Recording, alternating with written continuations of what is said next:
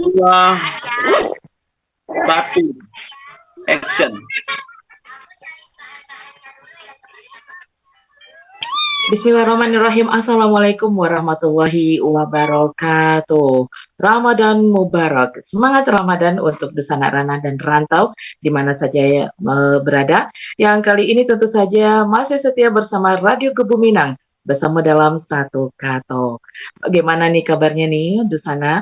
Ya mudah-mudahan semakin semangat lagi dan semakin optimis dan juga positif bahwa kalau kita bisa memaksimalkan Ramadan di tahun ini. Ya, tidak terasa di hari Jumat yang penuh berkah ini, insya Allah di hari-hari lainnya juga berkah sebenarnya ya. Tetapi banyak sekali keutamaan di hari Jumat ini, diantaranya adalah membaca surah Al-Kahfi, memperbanyak salawat, ya kan ya. Yang itu menambah pundi-pundi amal ibadah kita dalam hidup dan kehidupan kita. Dan di tanggal 7 April 2023 yang bertepatan tidak terasa sudah memasuki ya, kalau di Indonesia karena sudah maghrib, sudah memasuki malam ke-17 Ramadan 1444 Hijriah. Masya Allah, sudah setengah perjalanan Ramadan dilalui dan bagaimana? Apakah banyak perubahan dalam hidup kita? Ya tentu saja Dusana sendiri yang bisa merasakan dan mudah-mudahan saja keberkahan, kerahmatan dan kasih sayang Allah serta ridha Allah selalu menyertai kita. Dan jangan lupa salah satu hal yang sering diingatkan oleh para guru-guru kita, ulama-ulama kita, ustadz ya, bahwa sering-seringlah kita membaca doa, yakni Allahumma innaka afuwun tuhibbul afwa fa'fu anni. Ya Allah, sesungguhnya Engkau Maha Pengampun dan suka memberi ampunan, maka ampunilah aku. Ya, mudah-mudahan Ramadan kali ini kita mendapatkan pengampunan dari Allah Subhanahu wa taala. Dan ketika kita berbicara Ramadan, banyak hal-hal istimewa selain sebagai Yaumul Syiyam, Yaumul Qiyam, juga adanya Al-Quran ya kan, Yaumul Quran, di mana turunnya Al-Quran yang sering kita kenal dengan bahasa sederhananya adalah Nuzul Quran. Nah, pada malam Nuzul Quran kali ini yang spesial di Tadarus Al-Quran online Radio Kebuminang, kita kembali nih akan mendapatkan semangat Ramadan ya, tausiah yang sudah kita rindukan. Kemarin sempat off ya karena memang ada beberapa kegiatan di sini di Saudinya. Bersama Ustadz kita yakni Ustadz Muhammad Ridho Syahidi Ridho LCMH yang kali ini sudah hadir di ruang dengar kita. Baik, kita sapa terlebih dahulu. Assalamualaikum warahmatullahi wabarakatuh Ustadz. Waalaikumsalam warahmatullahi wabarakatuh. Masya Allah ya Ustadz, kita sudah setengah perjalanan di Ramadan kali ini ya Ustadz, tidak terasa. Ya, betul. Alhamdulillah. Dan ya banyak hal yang menjadi introspeksi muhasabah diri kita ya Ustadz, terutama saya pribadi nih karena memang tidak bisa maksimal menjalankan ibadah puasa kali ini. Namun insya Allah dengan optimisme ya, dengan rahmat dan kasih sayang Allah, kita bisa memaksimalkan sisa-sisanya. Nah Ustadz, berbicara 17 Ramadan, banyak hal spesial yakni selain Nuzul Quran, sudah, dan tentu saja nanti akan dinanti-nantikan yang sangat paling berharga dalam hidup dan kehidupan manusia adalah malam Lailatul Qadar juga. Nah, banyak sekali yang saya baca, referensi juga mengatakan bahwa Nuzul Quran itu ada kaitannya dengan Lailatul Qadar.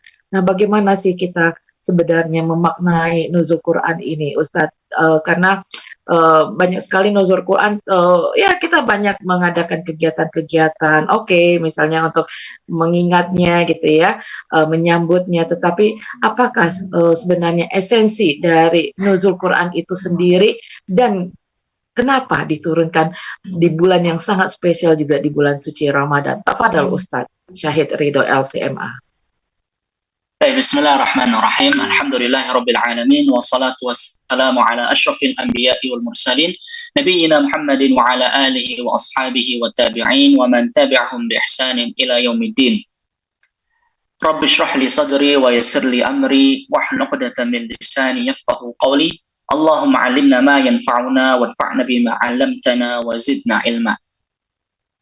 Para pendengar rahimani wa rahimakumullah. Alhamdulillah, marilah yang pertama kita bersyukur kepada Allah Subhanahu wa taala atas atas segala nikmat dan karunia yang Allah berikan kepada kita semua, sehingga pada kesempatan kali ini Allah Subhanahu wa taala masih memberikan kepada kita kesehatan dan juga keimanan dan juga nikmat sehat wal afiat dan nikmat-nikmat yang banyak yang wajib bagi kita untuk selalu meyakini bahwasannya seluruh nikmat itu datang dari Allah Subhanahu wa taala.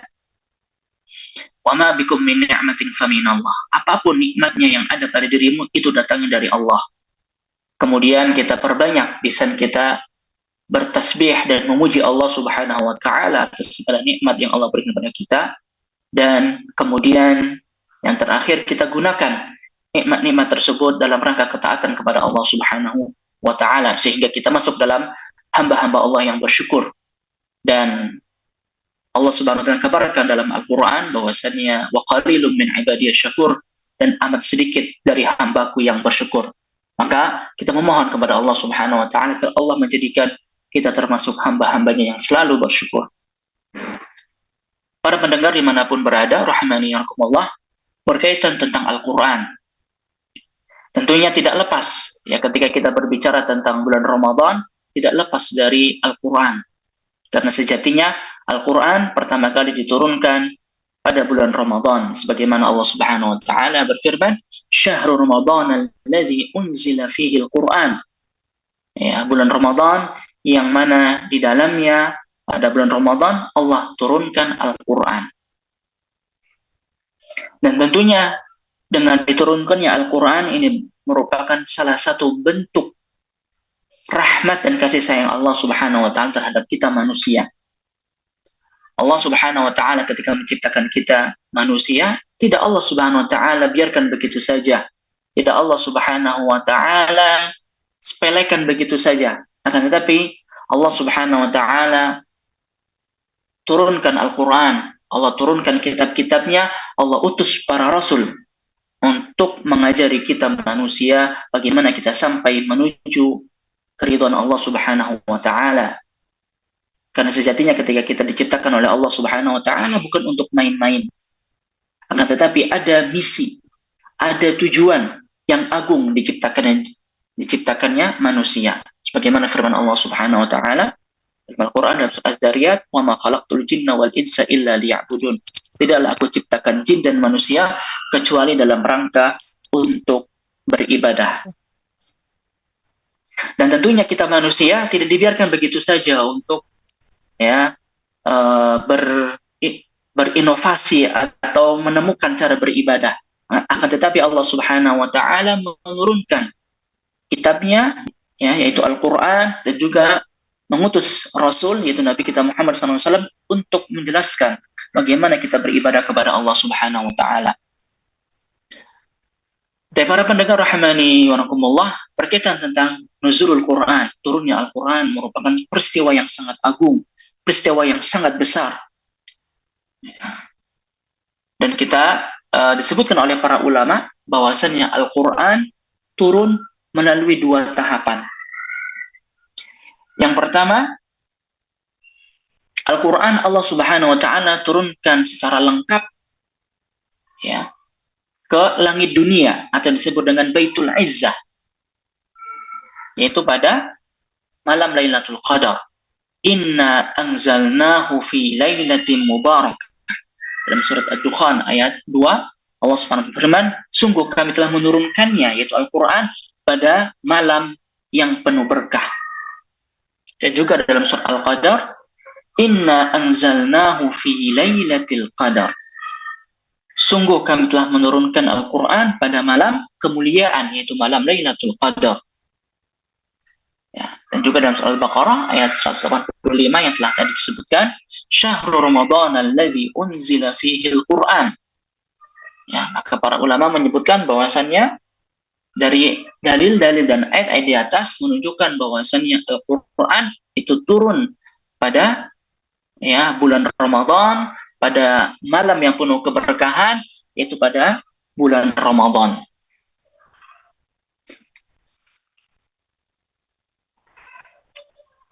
Dan juga disebutkan dalam hadis yang diriwayatkan oleh Imam Nasa'i dalam kitabnya Sunan Al-Kubra, dari Ikrimah dari sahabat Ibnu Abbas radhiyallahu anhuma, beliau mengatakan, ya, unzilal Qur'anu jumlatan ila sama'id dunya lailatul qadar.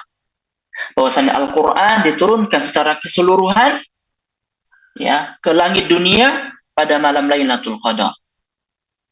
Summa nazala ba'da dzalika fi 20 sanah. Kemudian setelah itu turun kepada Nabi Muhammad sallallahu alaihi wasallam secara bertahap selama 20 tahun. Ya, sebagaimana Allah Subhanahu wa taala berfirman dalam surah Al-Isra ayat 106, wa Qur'anan faraqnahu litaqra'ahu 'alan nasi 'ala mukthi wa nazzalnahu tanzila. Dan Quran yang kami bagi, ya, yang kami turunkan secara bertahap agar engkau wahai Muhammad membacakan kepada manusia, ya, di suatu waktu yang bertahap, ya, dan kami turunkan Al-Qur'an dengan tahapan-tahapan. Jadi yang pertama, para pendengar rahimani rahimakumullah, bahwasanya Al-Qur'an turun, ya, secara lengkap, ya, pada bulan Ramadan pada malam Lailatul Qadar. Kemudian yang kedua, tahap yang kedua, turunnya Al-Qur'an, ya, secara bertahap melalui malaikat Jibril yang disampaikan kepada Nabi Muhammad sallallahu alaihi wasallam selama, ya, kurang lebih 23 tahun. Ya, ketika itu Nabi sallallahu alaihi wasallam sebenarnya kita ketahui diangkat menjadi nabi dan rasul ketika berumur 40 tahun.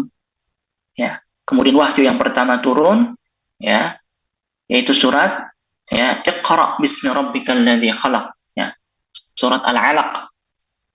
Ya, kemudian setelah itu turunlah wahyu, ya, bertahap kepada Nabi sallallahu alaihi wasallam selama 23 tahun, ya.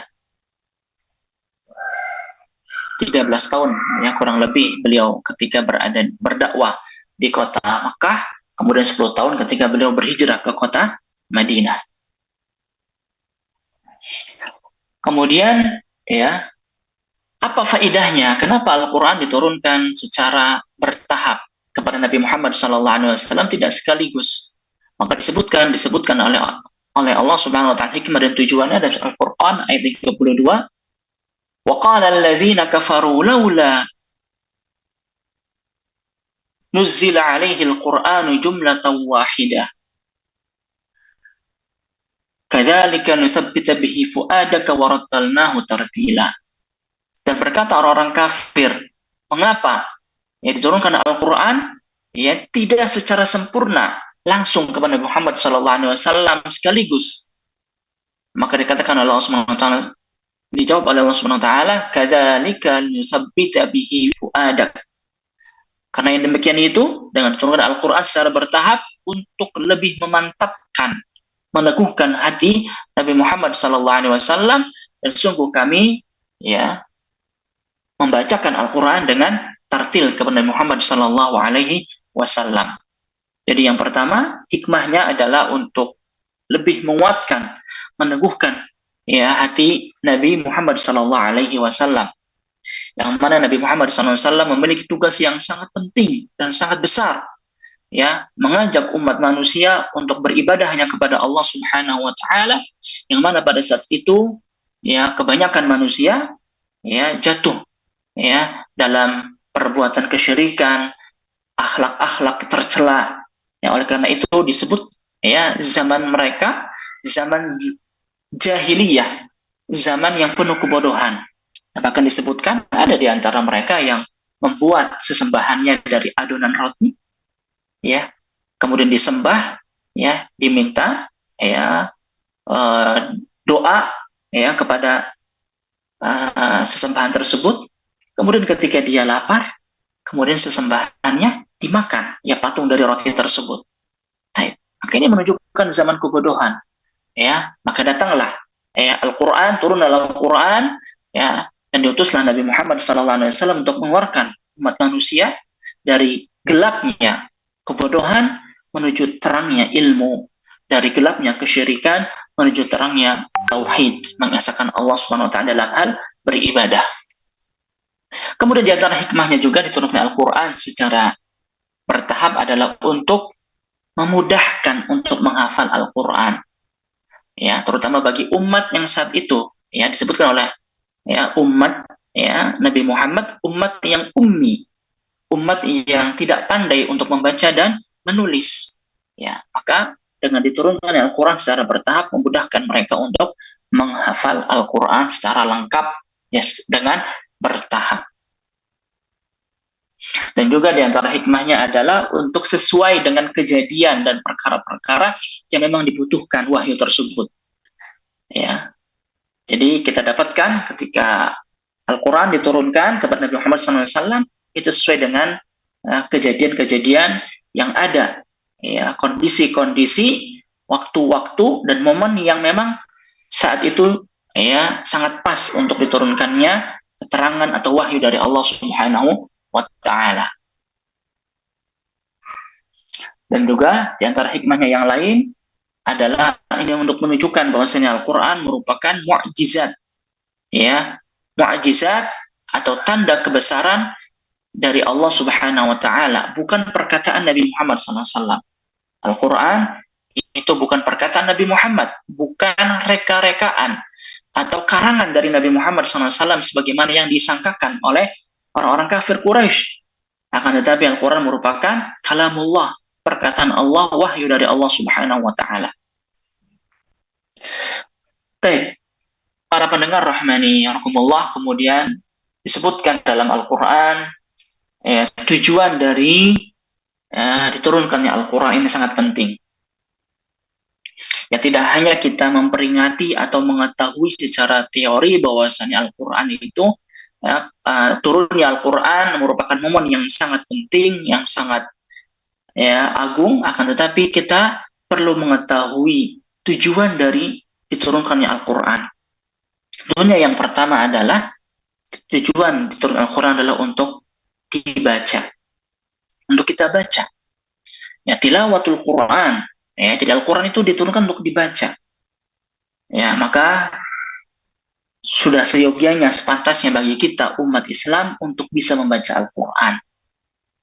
Ya, maka sangat aib ya kalau kita diberikan oleh Allah Subhanahu wa ta'ala akal, kita bisa berpikir, kita bisa belajar, tapi kita tidak bisa membaca Al-Quran. Maka kita introspeksi diri kita, ya, kemudian juga keluarga kita. Bagi yang belum bisa membaca Al-Quran atau kurang lancar membaca Al-Quran, maka kesempatan bulan suci Ramadan ini untuk terus belajar dan memperbanyak membaca Al-Quran. Ya, dan telah disebutkan pada tausiah pada sebelumnya tentang keutamaan membaca Al-Quran. Pahalanya sangat besar. Satu huruf Allah lipat gandakan 10 kebaikan. Dan Allah lipat gandakan sampai 700 kebaikan, sampai ya batasan yang tidak diketahui, hanya Allah Subhanahu wa ta'ala yang mengetahui. Maka ini kesempatan yang sangat besar ya untuk belajar membaca Al-Quran. Kemudian yang kedua, memaknai, memahami isi Al-Quran. Ya, bagi kita yang punya kesempatan untuk bisa belajar bahasa Arab, maka ambillah kesempatan tersebut, belajar. Ya, karena kalau seandainya kita mendapatkan surat dari atau pesan dari orang yang kita cintai, tapi kita tidak paham bahasanya, maka alangkah merasa sedihnya kita berusaha. Ya, kalau untuk zaman sekarang mungkin ada Google Translate dan sebagainya. Ya, dan alhamdulillah untuk Al-Quran ya kita ya sudah dimudahkan, ada terjemahan Al-Quran, kita baca terjemahannya. Ya, sehingga apa yang kita baca kita paham. Sehingga kekhusyuan kita ketika membaca Al-Quran, ketika menghayati Al-Quran, ya akan semakin bertambah. Ya, itu yang kedua, kita memahami. Kemudian yang ketiga, kita mentadaburi, mentadaburi Al-Quran. Kita berusaha untuk ya setelah kita mengetahui, ya mengerti makna dari Al-Quran, kita membaca tafsirnya, maka kita ya berusaha untuk mentadaburi, kita mengambil pelajaran-pelajaran yang ada dalam Al-Quran untuk kehidupan kita. Ya. Kemudian kita amalkan ajaran-ajaran dalam Al-Quran yang kita baca dalam kehidupan sehari-hari kita. Karena sejatinya Al-Quran itu adalah ya bukan kitab, ya bukan buku ya ensiklopedia, bukan buku pengetahuan umum, bukan. Tapi Al-Quran ada kitab suci, pedoman kehidupan kita, kompas kehidupan kita, Al-Quran ya, sebagai pegangan ya wahyu ilahi yang Allah turunkan kepada kita untuk kebahagiaan kita di dunia dan di akhirat. Ya, sebagaimana Allah SWT sebutkan ya dalam Al-Quran tentang tujuan ya diturunkan Al-Quran dalam surat Al-Isra ayat 9. Inna hadzal Qur'an yahdi lillati hiya aqwam.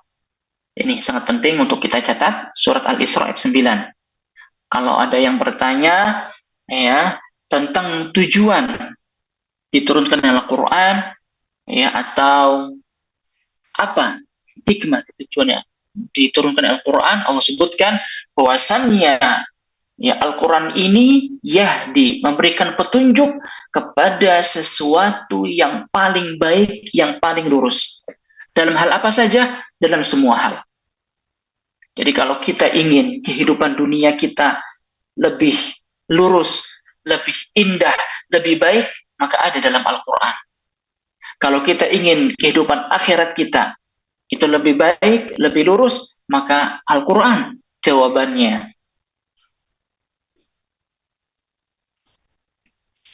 Ya, dan dalam Al-Quran disebutkan oleh para ulama secara kandungan Al-Quran ya bisa terbagi menjadi tiga sisi atau tiga hal, tiga bagian.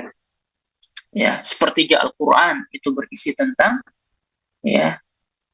tauhid, ya, tentang pengesahan Allah Subhanahu wa taala. Kemudian sepertiga Al-Quran tentang ahkam, tentang hukum-hukum. Ya, hukum-hukum, misalnya hukum zakat, ya, kemudian hukum warisan ada dalam Al-Quran. Kemudian yang ketiga berisi tentang kisah-kisah. Ya, kisah para nabi, para rasul, kisah umat-umat sebelum kita, sehingga bisa diambil pelajaran dari kisah-kisah itu. Dan kisah yang tersahih, kisah yang terbaik adalah kisah-kisah yang disebutkan oleh Allah Subhanahu wa taala dalam Al-Qur'an. Nah, kita baca ya, di Al-Qur'an kandungannya secara global ada 3. Berisi tentang tauhidullah, pengesahan Allah Subhanahu wa taala. Kemudian yang kedua berisi tentang ahkam, hukum-hukum, ya, hukum pernikahan, hukum zakat, ya, kemudian hukum warisan dan yang lainnya. Ya, yang berkaitan tentang amaliyah kita. Kemudian yang ketiga berisi tentang kisah-kisah. Maka dari sini ya kita mengetahui dan mengerti tentang pentingnya Al-Qur'an dan tujuan dari diturunkannya Al-Qur'an, sehingga menambah semangat kita baik dalam membaca Al-Qur'an, memahami Al-Qur'an, mentadabburi Al-Qur'an dan juga mengamalkan Al-Qur'an. Sehingga ya pada akhirnya kita berdoa kepada Allah Subhanahu wa taala agar Allah menjadikan kita sebagai ahlul Quran. Ya, dan ahlul Quran ya dalam sebuah hadis ahlullahi wa khassatuhu. Ya, ahli Al-Qur'an. Ya, ahli Al-Qur'an adalah kekasih Allah dan orang-orang khusus. Ya, orang-orang khusus yang memiliki hubungan khusus, ya, orang khusus pilihan Allah Subhanahu wa taala. Tentunya kita ingin ya menjadi ahlul Quran, ya, karena akan menjadi ahlullah wa khassatuhu, orang-orang pilihan kekasih Allah Subhanahu wa taala.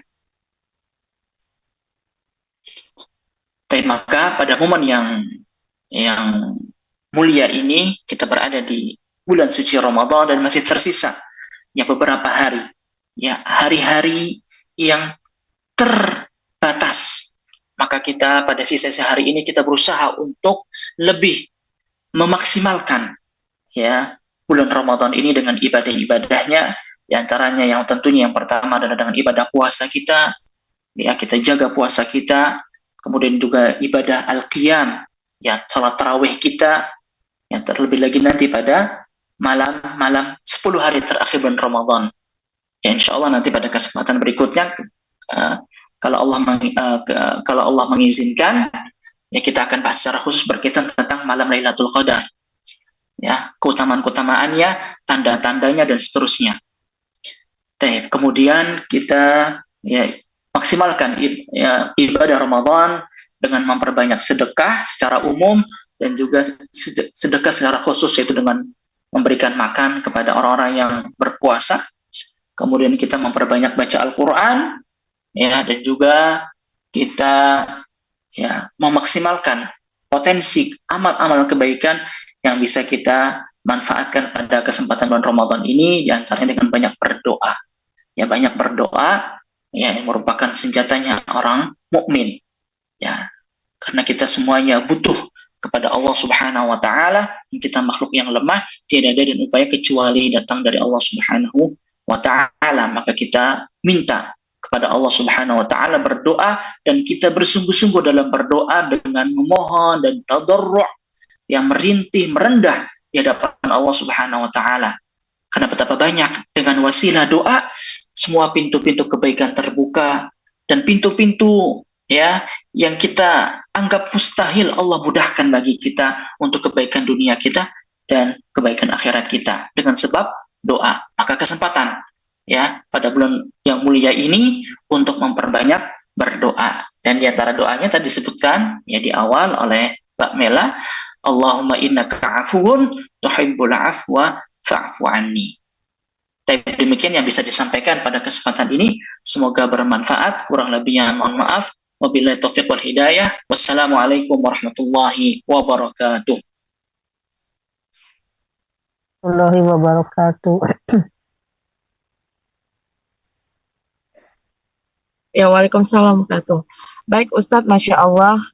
Dan benar ya, sebetulnya Al-Quran itu bisa jadi referensi hidup kita, di mana apa saja dari hal terkecil sampai terbesar itu sudah ada di dalam Al-Quran, bagaimana solusinya, bagaimana pandangannya, dan segala macam, bagaimana seharusnya kita menjalani, menyikapi dari sebuah ujian atau permasalahan ya Ustadz ya. Nah Ustadz, ada pertanyaan juga yang terbetik di dalam diri ini ya. Manakah yang sebaiknya ketika kita membersamai waktu kita dengan Al-Quran? Kadang kita fokus, aku harus banyak khatam Al-Quran. Jadi bisa sebulan itu sampai berkali-kali, tapi tidak membaca terjemahannya. Seperti itu Ustadz. Mana yang lebih baik? Apakah kita khatam, tapi kita juga mempelajari terjemahannya, membacanya, atau seperti apa sebaiknya itu Ustadz? Karena kadang kita fokus khatamnya yang banyak, karena pahalanya lebih besar. Salahkah dengan pandangan seperti itu?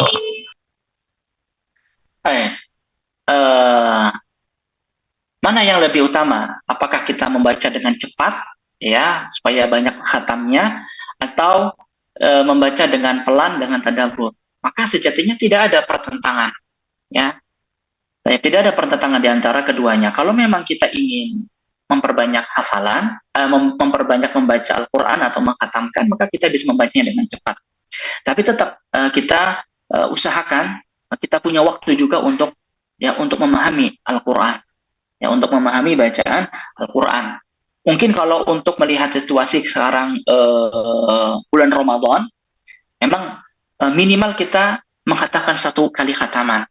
Ya, sebagaimana yang disunahkan oleh Nabi SAW, bahwasanya Nabi sendiri ketika bulan Ramadan itu tadarus membaca Al-Quran ya secara lengkap, khatam bersama malaikat Jibril setiap malamnya, ya, membaca Al-Quran sehingga 1 bulan Ramadan beliau mengkhatamkan 1 kali khataman bersama malaikat Jibril, kecuali pada tahun terakhir ketika beliau itu wafat, beliau mengkhatamkan 2 kali.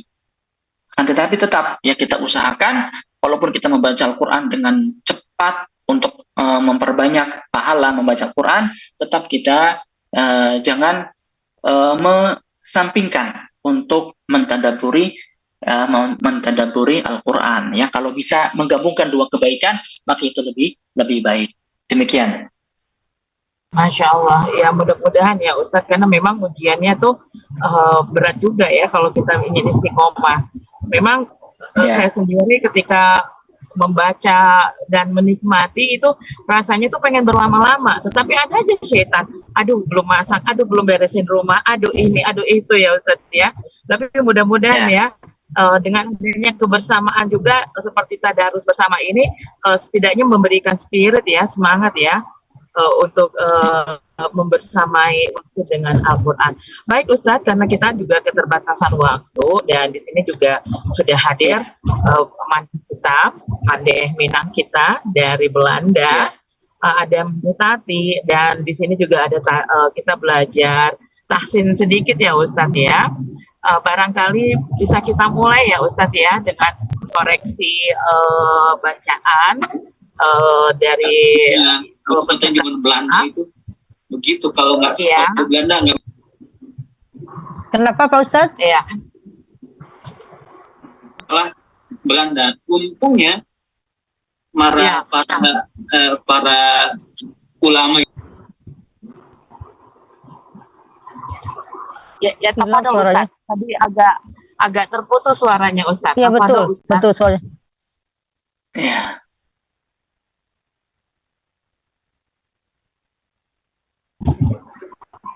Tidak ada suara. Ya, suaranya tidak keluar. Silakan diulangi Ustaz. Ya. Boleh.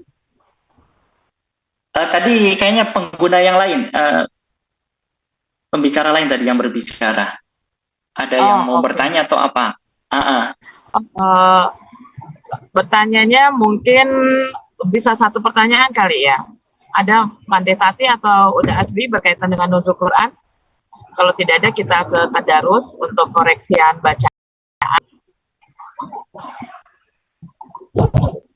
Kalau saya tidak ada pertanyaan. Ya. Udah Azmi mau bertanya? Oh, lanjut Mela. Oke, baik kalau gitu kita lanjut ke sesi berikutnya ya Ustadz ya. Dan Masya Allah sekali lagi jazakallah khairan kasiran untuk tausiah semangat Ramadan ini. Dan mudah-mudahan bisa waktu kita memang kita maksimalkan untuk membersamai bersama Al-Quran. Dan kita mulai tadarus online kita di malam ke-17 ini di surah Ibrahim ayat ke-19. Dan untuk itu sebagai salah satu apresiasi kami dari peserta yang jauh dari mancanegara, ada Mande Tati. Silakan Mande Tati untuk setengah halaman ya, biar bisa dikoreksi Ustadz, karena Ustadz juga akan persiapan berbuka untuk wilayah Saudi dan Riyadh ya, Riyadh dan sekitarnya ya Ustadz ya. Iya. Baik, silakan Mande Tati. Di sini berarti mungkin hanya 3 ayat ya, karena kalau diambil kebanyakan 3 ayat saja. Oke. Oke. Assalamualaikum warahmatullahi wabarakatuh. Waalaikumsalam. A'udzu billahi minasy syaithanir rajim.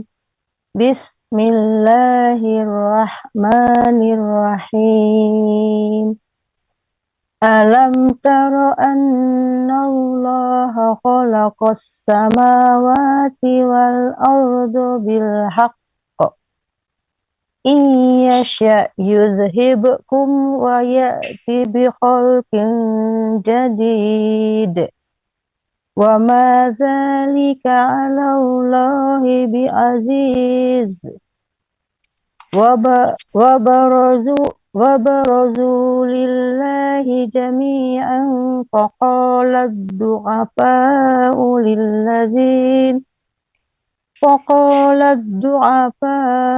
lilladzina istakbaru inna kunna lakum tab'an fahal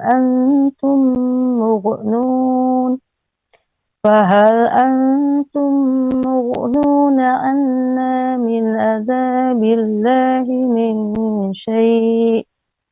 Qalu law hadanallahu lahadainakum sawa'un 'alaina ajizna an absarna. Ajazi'na. Oke. Ajazi'na. Ya. Alaina ajazi'na am sabarna malana min mahis. Sadaqallahul azim. Masya Allah ya, sudah bagus untuk bacaannya Ibu Tati.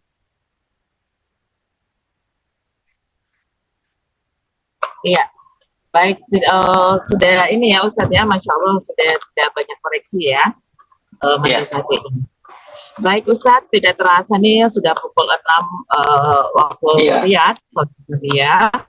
Dan kita juga sudah mempersiapkan iftar, berbuka. Iya, betul. Tidak ada Ustadz, sebelum kami juga meneruskan tadarus pada malam hari ini, mohon bimbingannya untuk doa pada hari ini Ustadz. Tafadhol sebagai penutup kebersamaan kita di sini. Bismillah.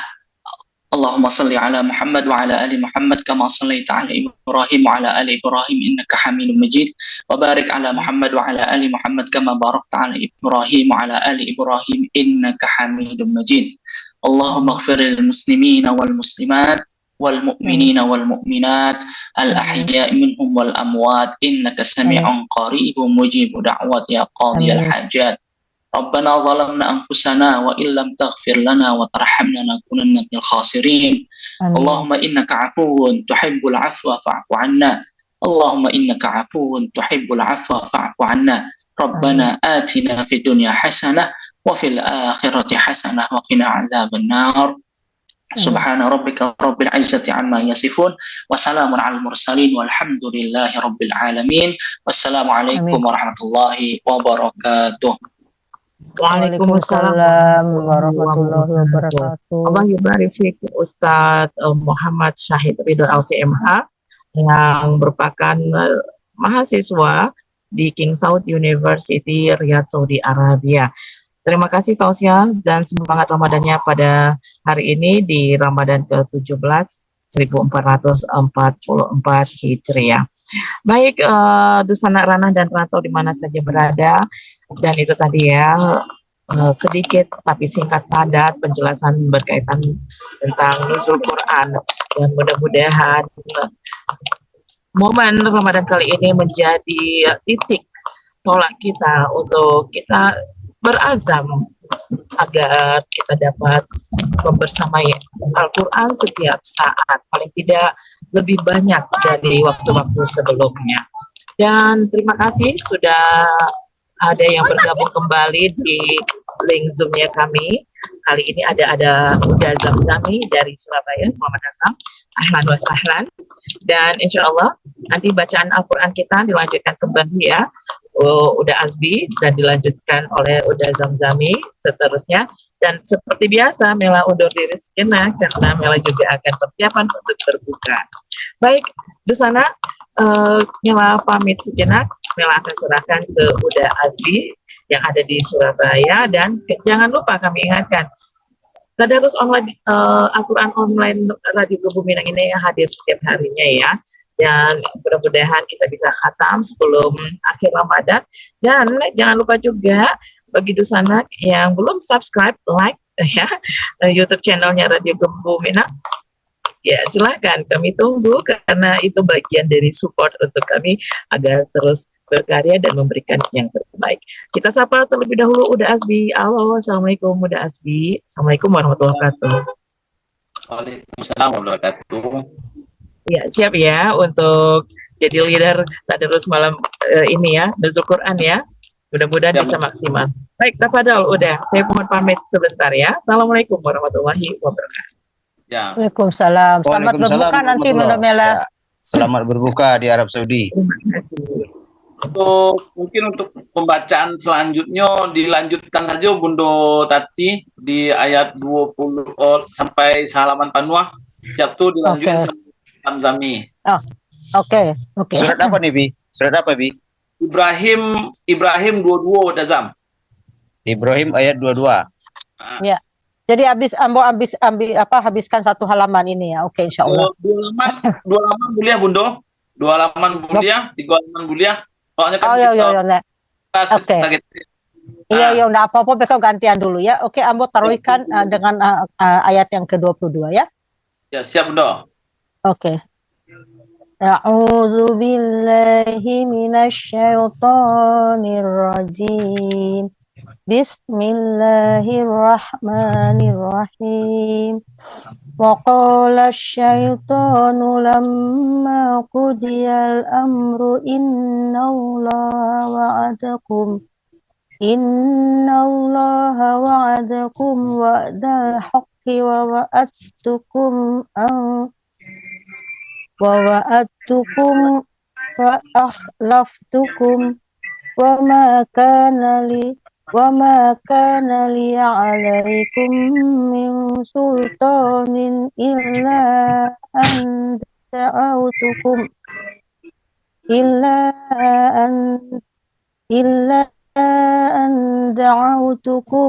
fastajabtum li fala takumuni walaumu anfusakum ma ana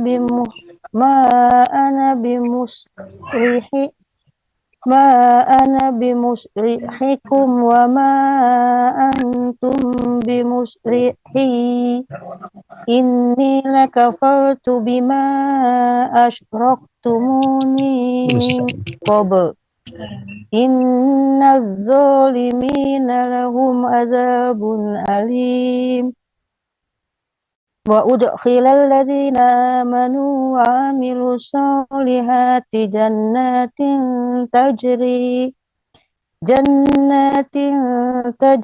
min tahtihal anharu khalidina fiha biizni rabbihim tahiyyatuhum fiha salam. Alam taro kaifa daraballahu masalan kalimatan tayyibatan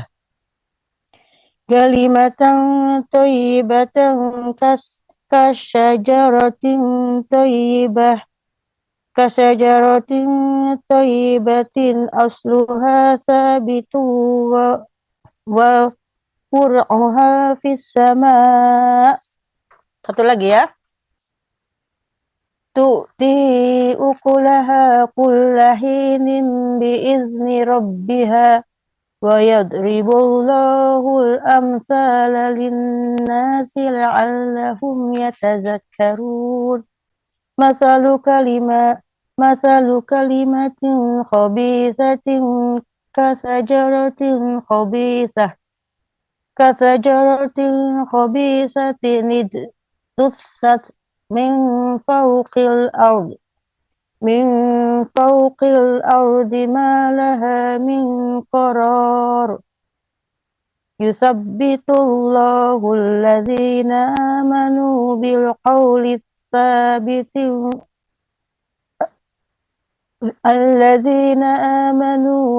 qawli tsabiti fil hayatid dunya wa fil akhirah wa yudillallahu zalimin wa yaf'alullahu ma yasha'. Alam taro ilal ladzina baddalu ni'matallahi kufra wa ahallu qaumahum daral bawar jahannama yaslawnaha wa bi'sal qarar wa ja'alu lillahi andadan liyudillu an sabilihi qul tamatta'u fa inna masirakum illan nar qul li'ibadiyalladzina amanu yuqimus salata wa yunfiqu mimma razaqnahum sirran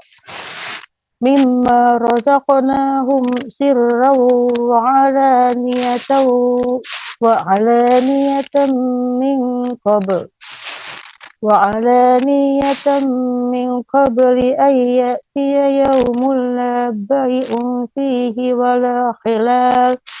Allahu alladhi khalaqas samawati wal ardi wa anzala minas samaa'i ma'an fa akhraja bihi minas samarati rizqan lakum wa sakhkhara lakumul fulka litajriya fil bahri bi amrih wa sakhkhara lakumul anhar wa sakhkhara lakumus syamsa wal qamara daibain wa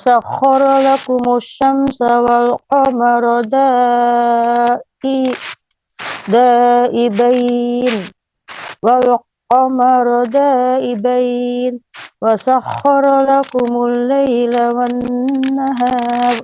Sadaqallahul azim. Udah selesai? Silakan yang lainnya. Halo? Udah? Azam. Sudah selesai. Ambo sudah selesai. Mana barusan? CPC Bi ayat berapa tadi Bi? Sekarang ayat 24. 34. Oh, sorry 34 ya. Ayat 34. Oh, nanggung ya di Azimnya tadi ya. Ya, tapi habisnya di situ ya.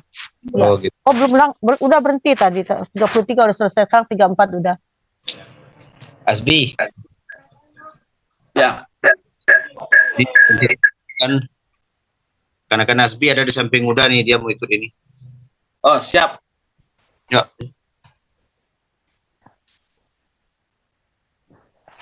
Salam kenal Om Asbi. Assalamualaikum. Waalaikumsalam. Waalaikumsalam. Di sini di samping Bu Tati. Ayat Masya Allah. Wa'atakum min kulli. Nah, sampai terakhir. 34. Bismillahirrahmanirrahim. Wa atakum min kulli ma sa'altumuh. Wa in ta'uddu ni'matallahi la tuhsuha. Innal insana ladzalumun kafar. Wa idh qala Ibrahim rabbi ja'al hadzal balada aminan wajnubni wa baniya an na'budul asnam. Rabbi innahunna adlalna kasiran minan nas. Faman tabi'ani fa innahu minni wa man asani fa innaka ghafurur rahim. Rabbana inni askantu min dzurriyyati biwadin ghairi dhi zar'in inda baitikal muharram Rabbana liyuqimus sholata faj'al afidatan minan nasi tahwi ilaihim warzuqhum minas samarati la'allahum yaskurun. Rabbana innaka ta'lamu ma nukhfi wa ma nu'lin wa ma yakhfa 'ala Allahi min syai'in fil ardi wala fis sama'. Alhamdulillahilladzi wahaba li 'alal kibari Ismaila wa Ishaq. Inna rabbi lasami'ud du'a. Rabbi ja'alni muqimas sholati wa min dzurriyyati. Rabbana wa taqabbal du'a.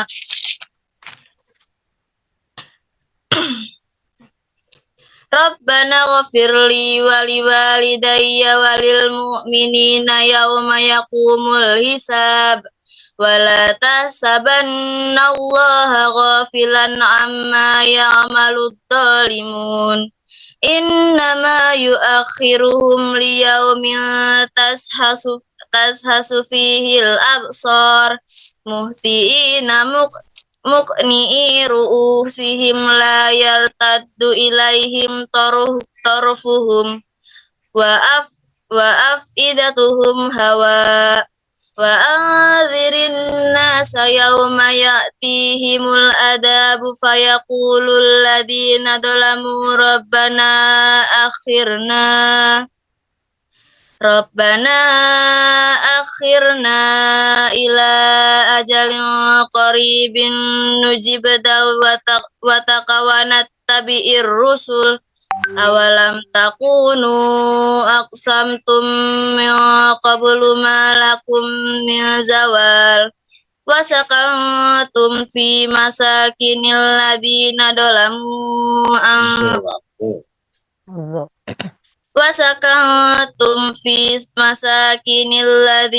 ظلموا أنفسهم وتبين لكم كيف فعلنا بهم وضربنا لكم الأمثال وقد مكروا مكرهم وعند الله مكرهم وإن كان مكرهم لتزول منه الجبال فلا تحسبن الله مخلف وعده رسله إن الله عزيز ذو انتقام يوم تبدل الأرض غير الأرض والسماوات وبرزوا لله الواحد القهار وترى المجرمين يومئذ مقرنين في الأصفاد سرابيلهم من قطران وتغشى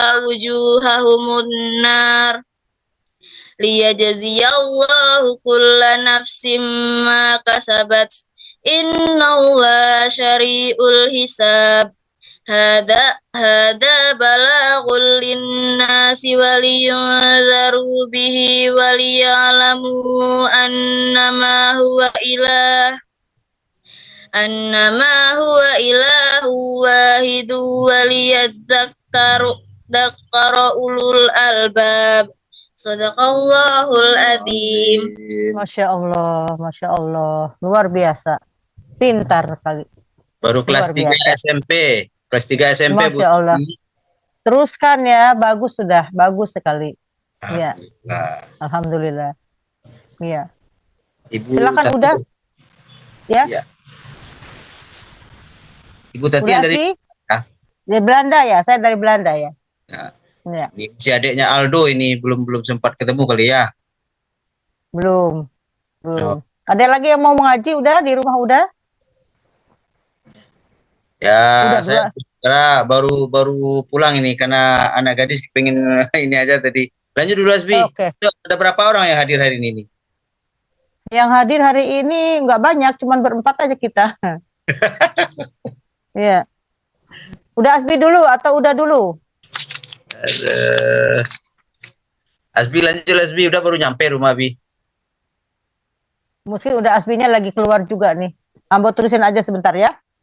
Kita sambung aja ya untuk mengisi waktu. Sudah Ambo nanti udah yang membaca ya.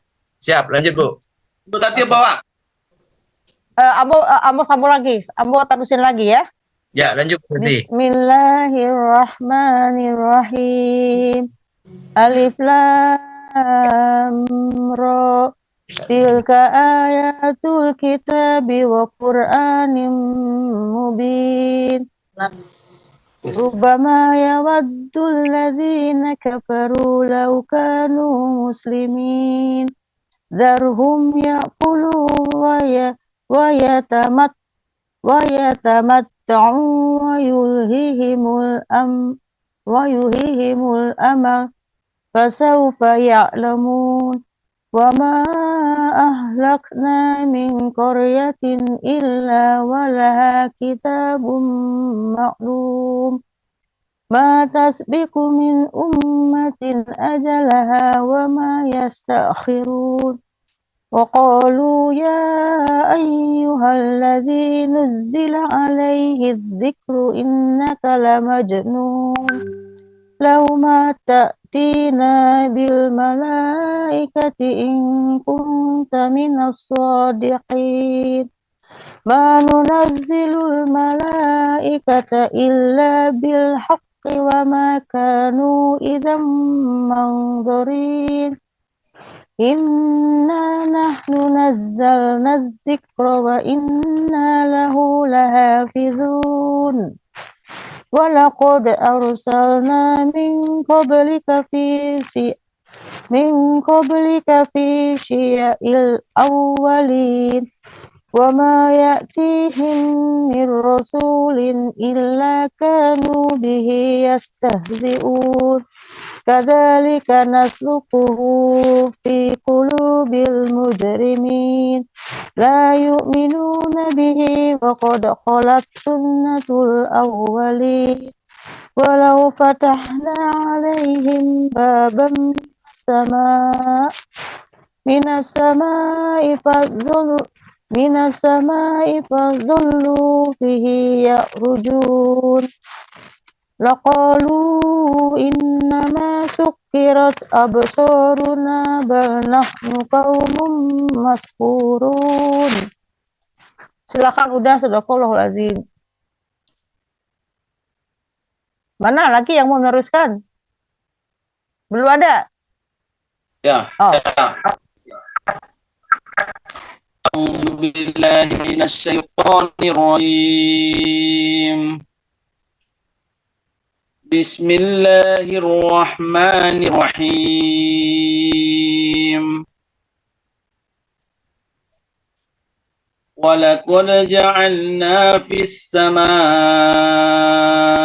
burujan wa zayyannaha lin-naadhirin wa وحفظناها من كل شيطان رجيم إلا من استرق السمع فأتبعه شهاب مبين والأرض مددناها وألقينا فيها رواسي وأنبتنا فيها من كل شيء موزون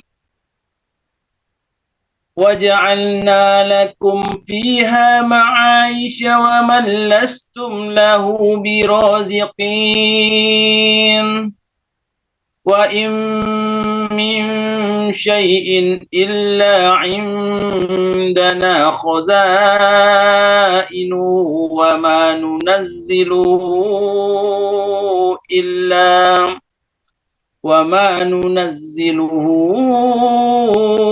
إلا بقدر معلوم وأرسلنا الرياح لواقح فأنزلنا من السماء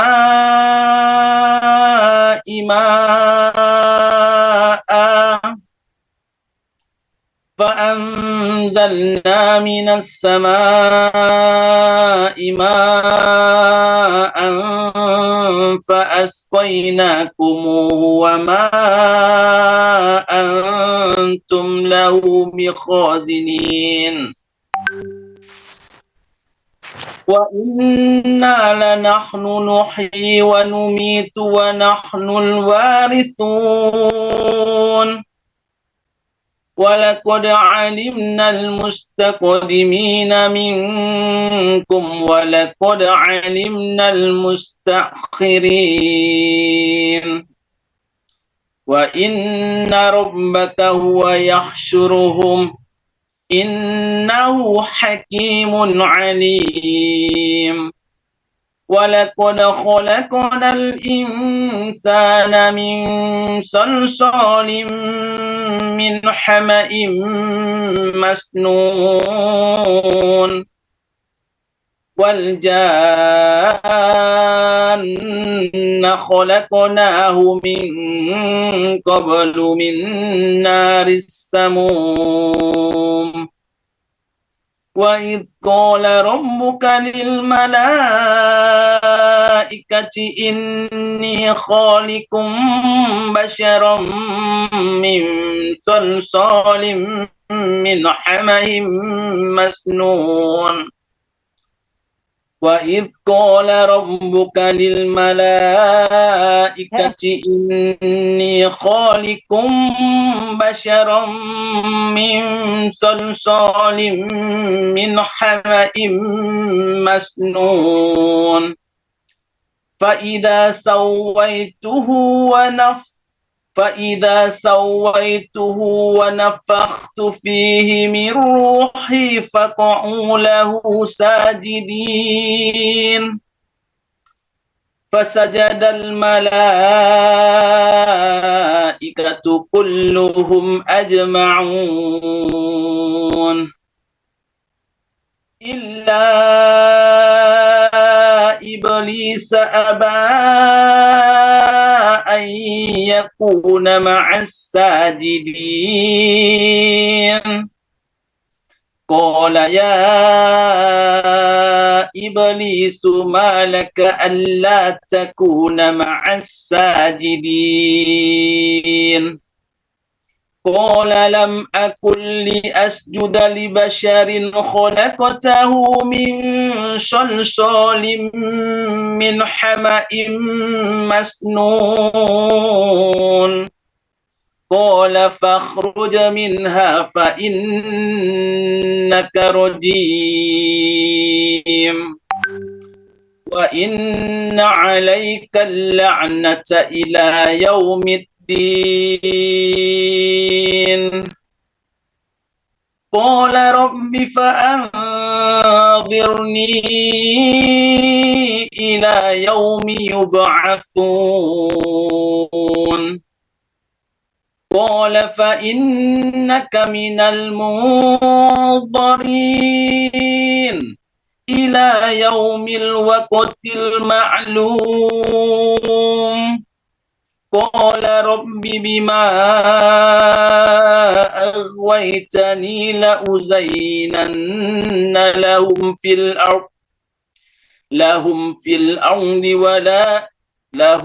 الأرض ولأغوينهم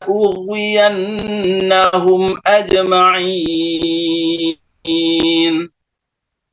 إلا عبادك منهم المخلصين قال هذا صراط علي مستقيم إن عبادي ليس لك عليهم سلطان إلا من اتبعك من الغاوين وإن جهنم لموعدهم أجمعين لها 7 أبواب لكل باب منهم جزء مقسوم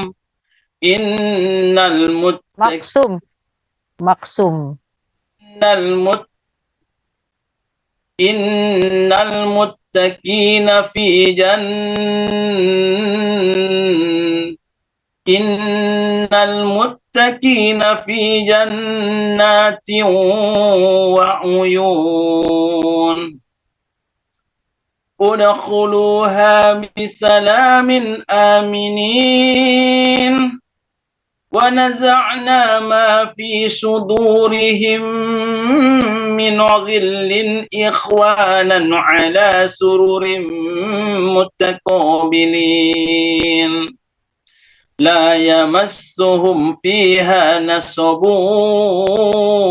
وما هم منها بمخرجين نبئ عبادي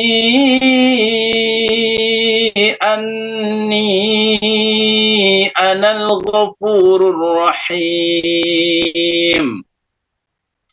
وأن عذابي هو العذاب الأليم ونبئهم عن ضيف إبراهيم صدق الله العظيم. Kita Getty. Kita pakai T dalam. Repita. Ya lanjut. Yo. Kita. Ya. Keti nggak mau, Bi. Oke. Bismillahirrahmanirrahim. Idza dakhalu alaihi faqalu salama. Qala inna minkum wajilun. Qalu la taujal inna nubashiruka bi ghulamin alim. Qala abasyartumuni ala ammassaniyal kibaru fabima tubashirun. Qalu basyarna bil haqqi fala takum minal qanitin. Qala wa may yaqnatu min rahmati rabbih illa dallun. Qala fama khatbukum ayyuhal mursalun. Qalu inna ursilna ila qaumin mujrimin. Illa ala lutin inna lamunajjuhum ajma'in. Illam ra'atahu qaddarna innaha laminal ghabirin. Falamma ja'a lalutinil mursalun. Qala innakum qaumun munkarun. Qalu bal ji'naka bima kanu fihi yamtarun. Wa atainaka bil haqqi wa inna lasadiqun. Fa asri bi ahlika bikit'in minal laili wattabi' adbarahum wala yaltafit minkum ahadu wamdu haitsu tu'marun. Wa qadayna ilaihi dzalikal amru anna dabira haula'i maqtu'un musbihin. Wa jaa'a ahlul madinati yastabshirun. Qala inna haula'i dhaifi fala tafduhun. Wattaqullaha wa la tukhzun. Qalu awalam nanhaka anil alamin. Qala haula'i banati in kuntum fa'ilin. La amruka innahum lafi saqratihim ya'mahun. Fa akhadathum syayhatu musyrikin. Soihatu bukan syai. Fa akhadathum syayhatu musyrikin. Faja'alna 'aliyaha syafilaha wa amtarna 'alaihim hijaratan min sijil. Inna fi dzalika la ayatil lil mutawassimin. Wa innaha labisabilim muqim. Inna fi dzalika la ayatan lil mu'minin. Wa in kana ashabul aikati aladh-dhalimin. Fataqamna minhum wa innahuma labi imamin mubin. Oke. Walaqad kadzdzaba ashabul hijril mursalin. Wa atainahum ayatina fakanu anha mu'ridin. Wa kanu yanhituna minal jibali libuyutan aminin. Fa akhadhathumus sayhatu musbihin. Fama aghna anhum ma kanu yaksibun. Wa ma khalaqnas samawati wal arda wa ma bainahuma illa bil haqq. Wa inna as-sa'ata la'atiyatum fasfahis safhal jamil. Inna rabbaka khallaqul alim. Walaqad atainaka sab'an minal masyani wal qur'anal adim. La tamuddunna aynayka ila ma matta'na bihi azwajam minhum wala tahzan alaihim waqfid janahaka lil mu'minin.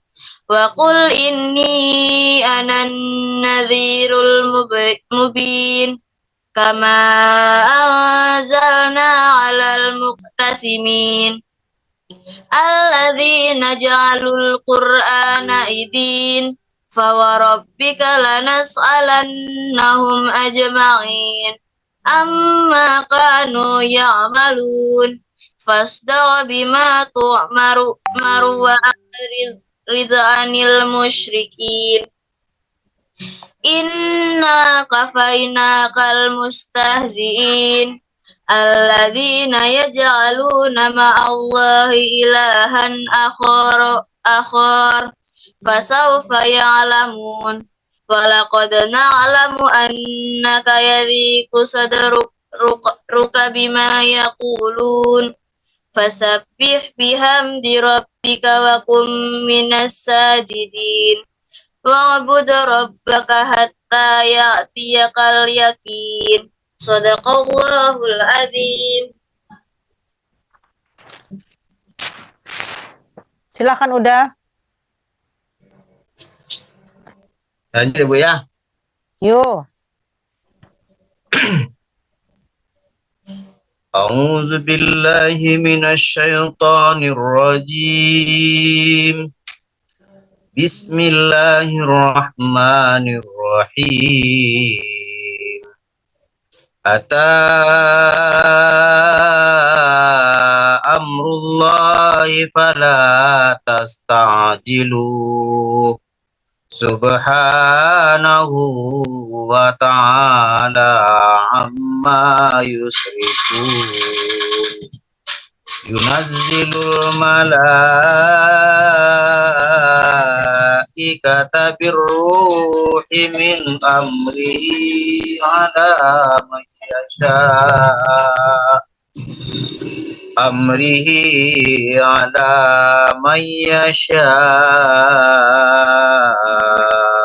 min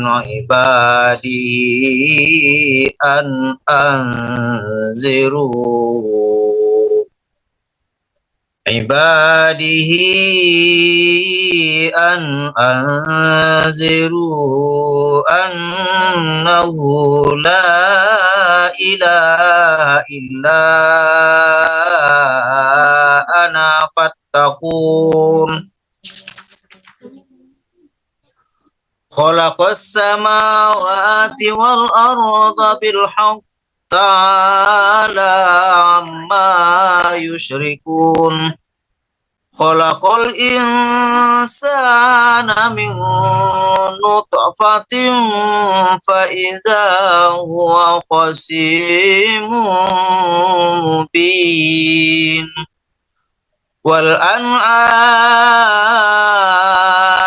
khalaqaha lakum fiha dif'un wa manafi'u wa minha ta'kulun wa lakum fiha ja'alun hina turihuna wa hina tasrahun wa tahmilu athqalakum ila baladin lam takunu balighi illa bisyiqqil anfus inna rabbakum lara'ufur rahim. Wal khayla wal bighala wal hamira litarkabuha wa zinatan wa yakhluqu ma la ta'lamun. وعلى الله قصد السبيل ومنها جائر ولو شاء لهداكم أجمعين هو الذي أنزل من السماء ماء لكم منه شراب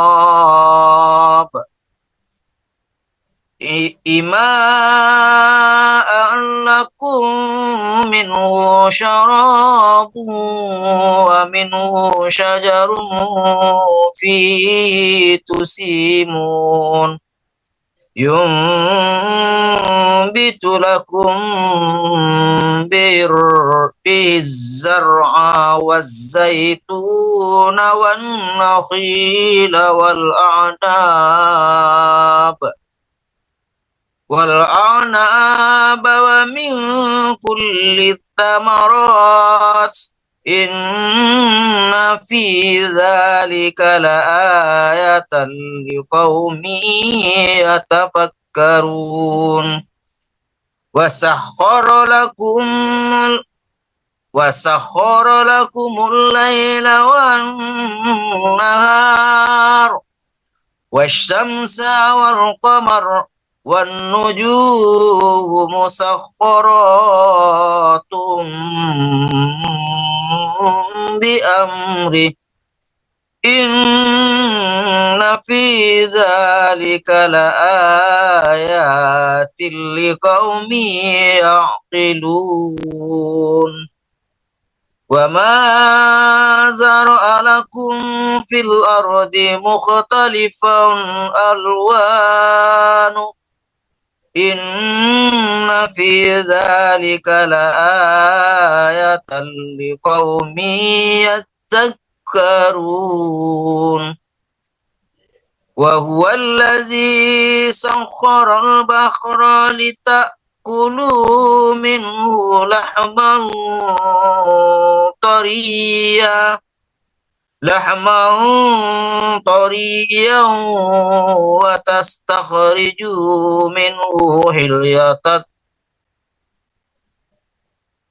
وتستخرجوا منه حلية تلبسونها وترى الفلك مواخر فيه ولتبتغوا من فضله ولعلكم تشكرون وألقى في الأرض رواسي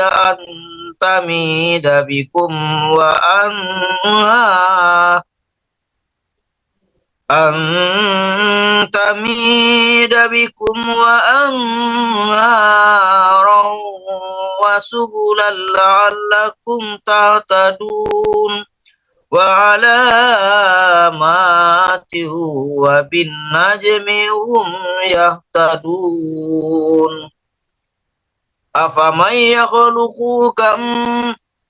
أفمن يخلق كمن لا يخلق أفلا تذكرون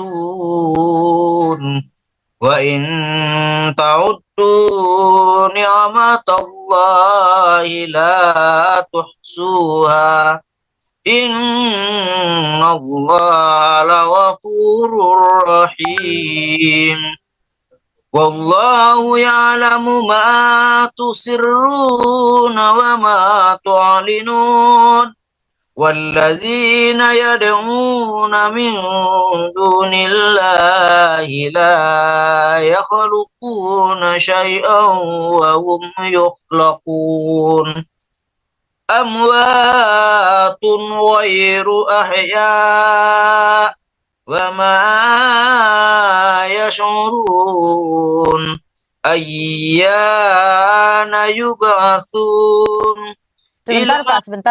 Sebentar Pak. Sebentar, Pak. Falladzina la yu'minuna bil akhirati qulubuhum munkiratun wa hum mustakbirun. La jarama anna Allah ya'lamu ma yusirruna wa ma yu'linun. Innahu la yuhibbul mustakbirin. Wa idza qila lahum madza anzala rabbukum qalu asatirul awwalin. ليحملوا أوزارهم كاملة يوم القيامة ومن أوزار الذين يضلونهم بغير علم ألا ساء ما يزرون. قد مكر الذين من قبلهم فأتى الله بنيانهم من القواعد فخر عليهم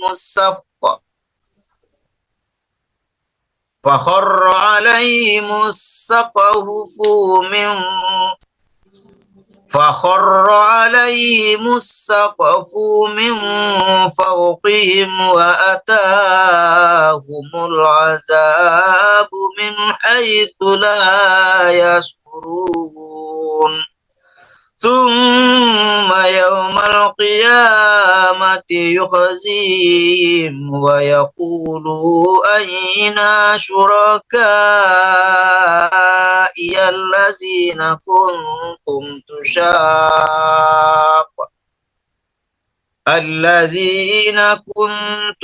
تشاقون فيهم. قال الذين أوتوا العلم إن الخزي اليوم والسوء على الكافرين الذين تتوفاهم الملائكة ظالمي أنفسهم فألقوا السلم ما كنا نعمل من سوء بلى إن الله عليم بما كنتم تعملون. فادخلوا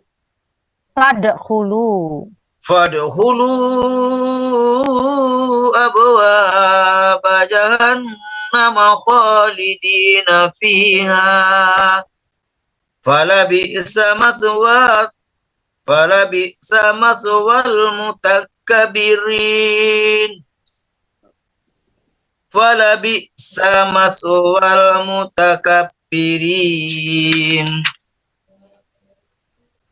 وقيل للذين اتقوا ماذا أنزل ربكم قالوا خيرا للذين أحسنوا في هذه الدنيا حسنة ولدار الآخرة خير ولنعم دار المتقين. جنات عدن يدخلونها تجري من تحتها الأنهار لهم فيها ما يشاءون كذلك يجزي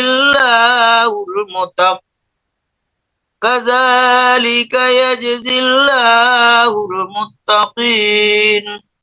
allazina tatawaffahumul malaikatu thayyibin yaquluna salamun alaikum udkhulul jannata bima kuntum ta'malun hal yanzuruna illa an ta'tiyahumul malaikatu aw ya'tiya amru rabbik kadzalika fa'ala allazina min qablihim wa ma zalamahumullahu walakin kanu anfusahum yazlimun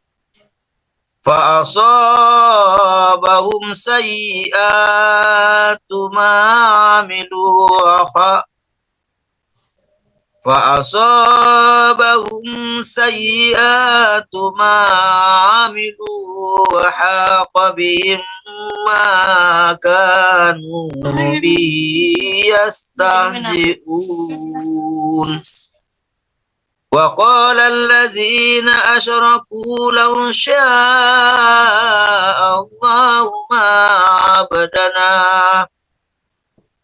لو شاء الله ما عبدنا من دونه من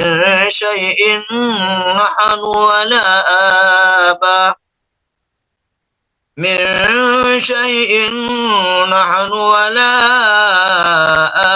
آباؤنا ولا حرمنا من دونه من شيء كذلك فعل الذين من قبلهم فهل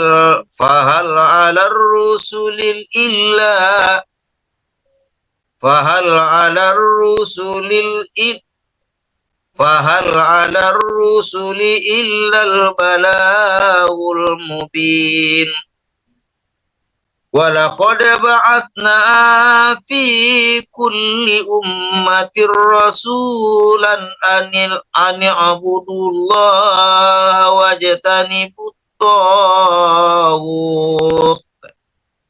فمنهم من هدى الله ومنهم من حقت عليه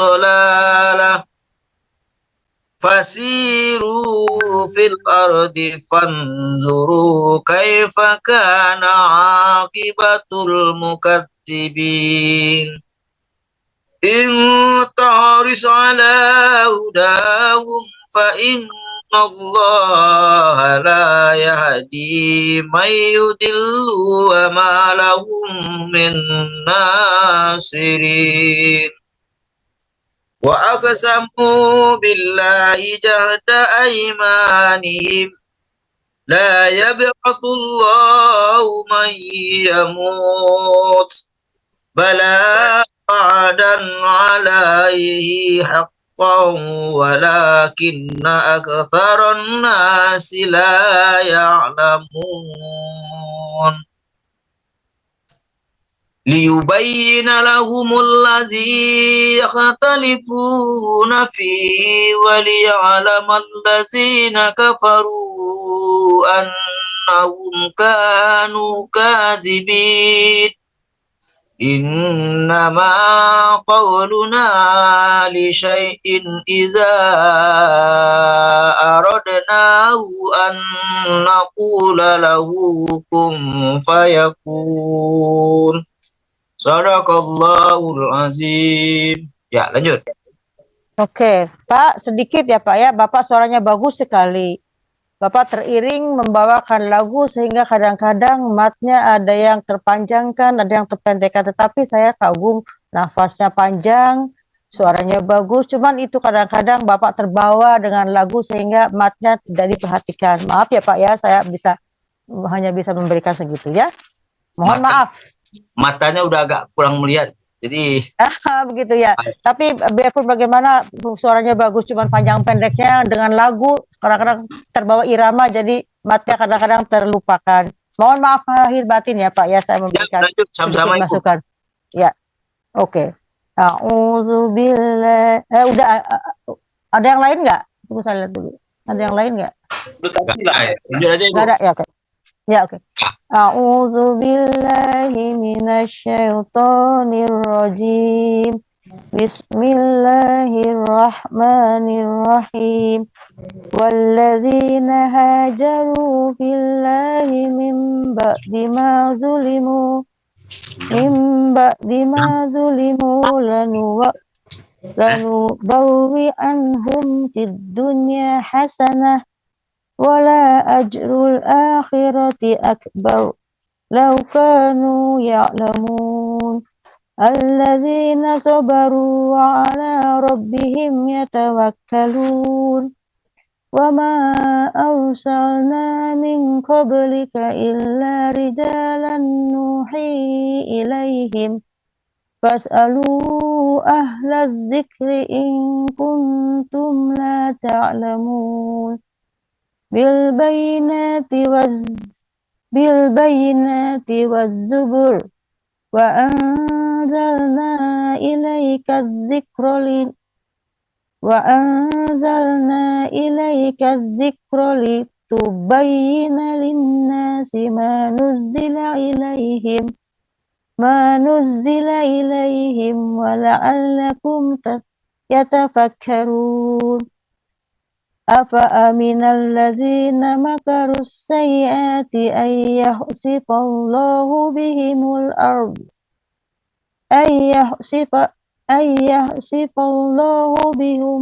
bihumul ard aw ya'tiyahumul adzabu min haitsu la yash'urun aw ya'khudhahum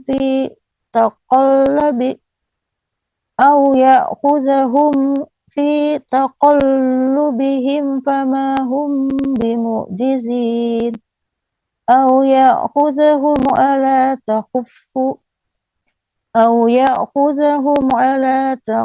takhufin fa inna rabbakum la ra'ufur rahim awalam yarau ila ma khalaqallahu min syai'in yatafayyu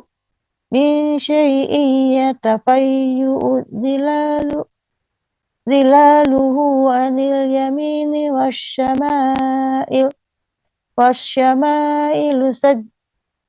wasyama'il sujjadan lillahi wa hum dakhirun walillahi yasjudu ma fis samawati wa ma fil ardi min dabbatin wal malaikatu wa hum la yastakbirun yakhafuna rabbahum min fawqihim wa yaf'aluna ma yu'marun. Wa qala Allahu la tattakhidhu ilahaini itsnain innama huwa ilahun wahidun fa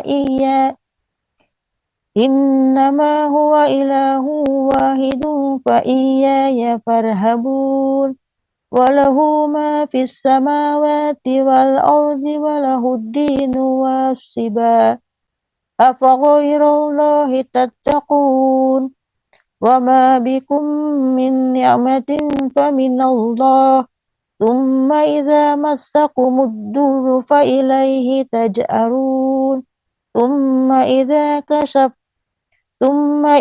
kasafad durru ankum idza farikum minkum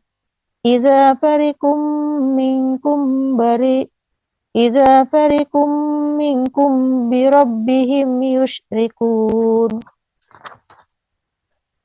liyakfuru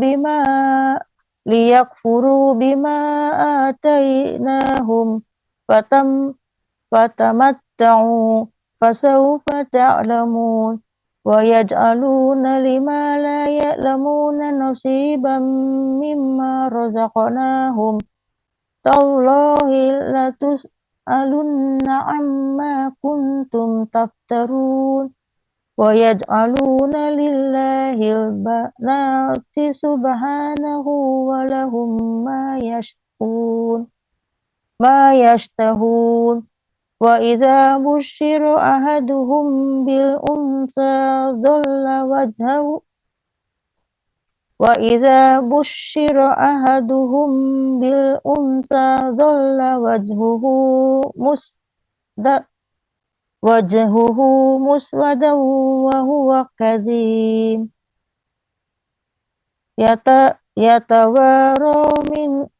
يتوارى من القوم من سوء ما بشر به أيمسكه على هون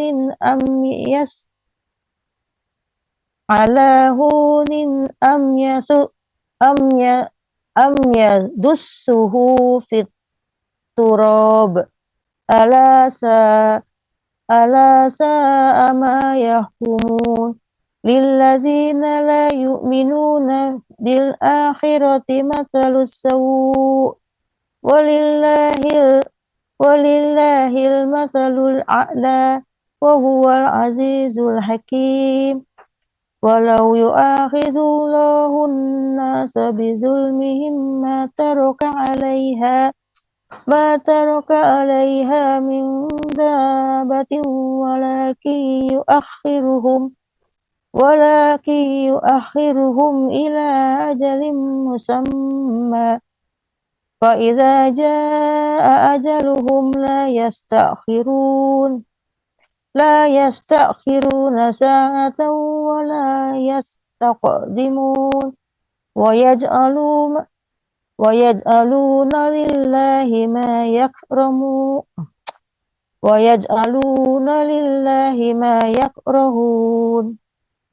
لله ما يكرهون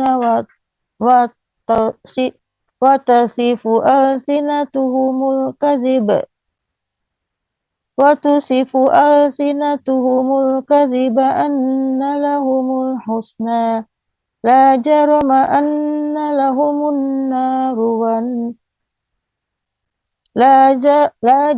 أن لهم النار وأنهم مفرطون تالله لقد أرسلنا إلى أمم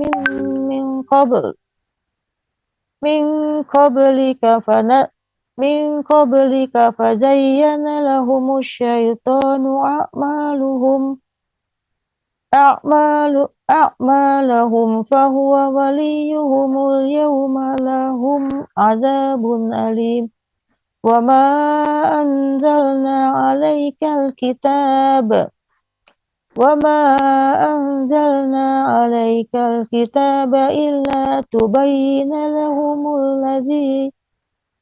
إلا تبين لهم الذي اختلفوا فيه وهدى ورحمة لقوم يؤمنون والله أنزل من السماء ماء فأحيا به الأرض بعد موتها إن في ذلك لآية لقوم يسمعون وإن لكم في الأنعام لعبرة نسقيكم مما في بطونه من بين فرث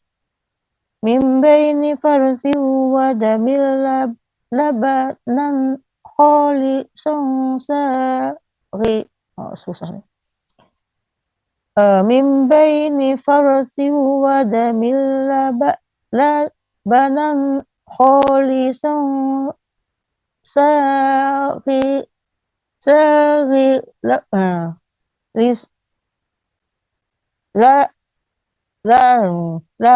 لنباء خالصا ساغل للشاربين subhanallah astagfirullahaladzim ومن ثمرات النخل والأعناب يتخذون منه كرة ورزقا حسنا إن في ذلك لآية لقوم يعقلون أوحى ربك إلى النحل أئن تخذي من الجبال بيوتا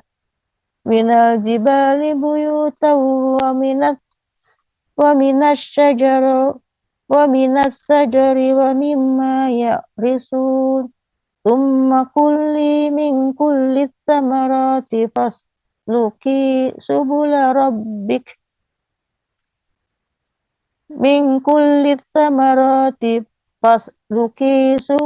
ربك ذللا يخرج من بطونها شراب مختلف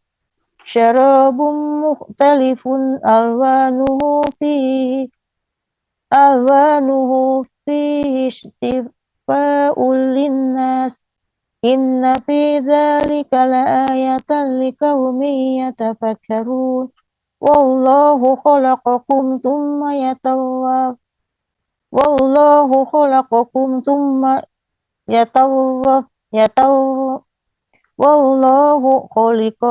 ثم يتوفاكم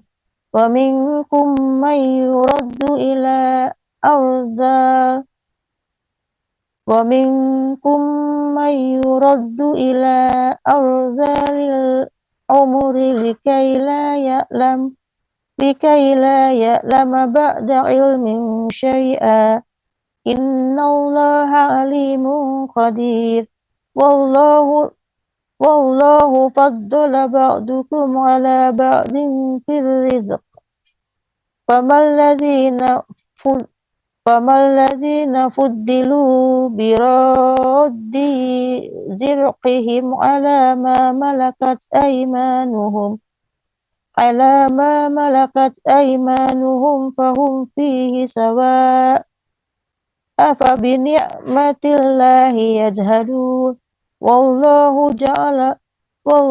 جعل لكم من أنفسكم أزواجا وجعل لكم من أزواجكم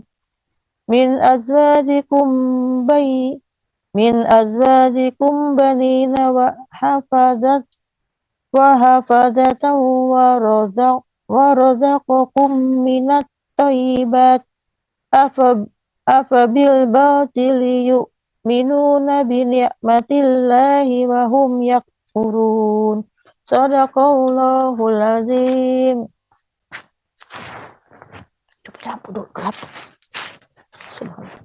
Sadaqallahul azim. Silakan lanjutkan yang lain. Mau hidupin lampu dulu gelap.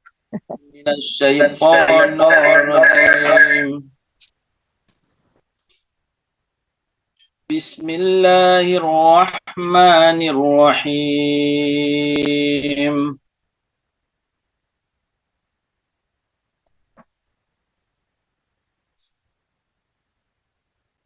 Wa ya'buduna min dunillahi ma la yamlik ويعبدون من دون الله ما لا يملك لهم رزقا من السماوات والأرض شيئا ولا يستطيعون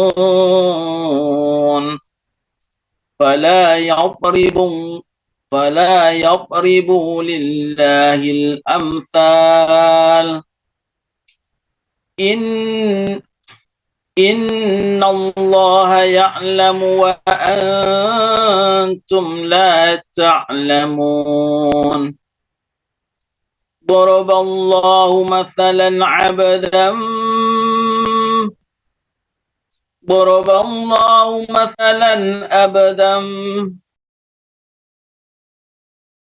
الله مثلا عبدا مملوكا لا يقدر على شيء ومن رزقناه منا رزقا حسنا ومن رزقناه منا رزقا حسنا فهو ينفق منه سرا وجهرا هل يستوون الحمد لله بل أكثرهم لا يعلمون وضرب الله مثلا رجلين أحدهما أبكم لا يقدر على شيء كل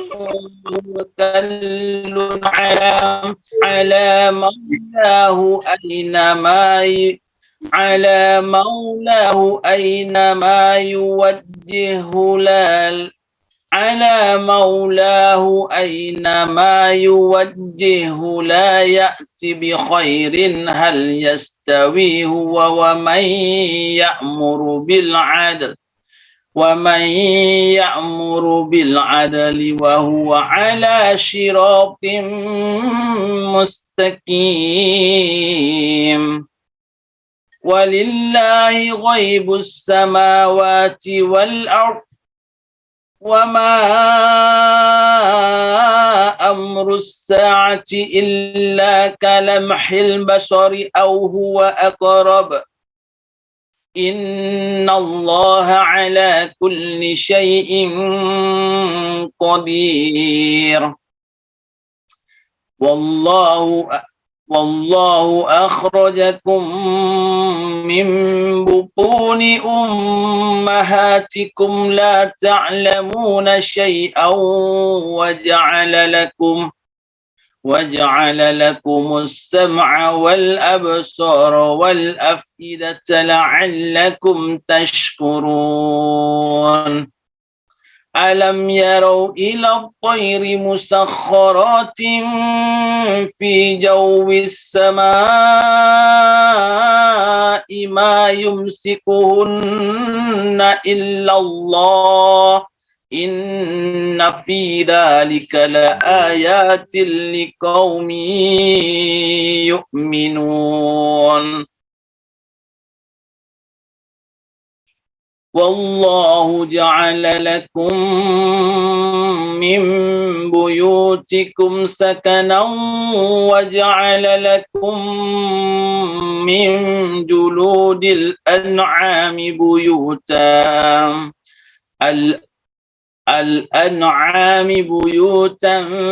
تستخفونها يوم ضعنكم ويوم إقامتكم ومن أشوافها وأوبارها وأشعارها أثاثا ومتاعا إلى حين والله جعل لكم مما خلق ظلالا وجعل لكم من الجبال أكنانا وجعل لكم سرابيل تقيكم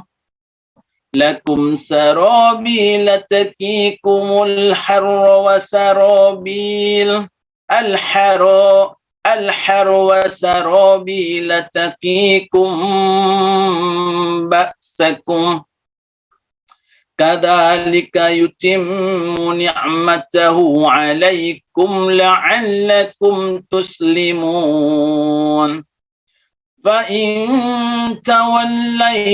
فإن تولوا فإنما عليك البلاغ المبين يعرفون نعمة الله ثم ينكرونها وأكثرهم الكافرون ويوم نبعث من كل أمة شهيدا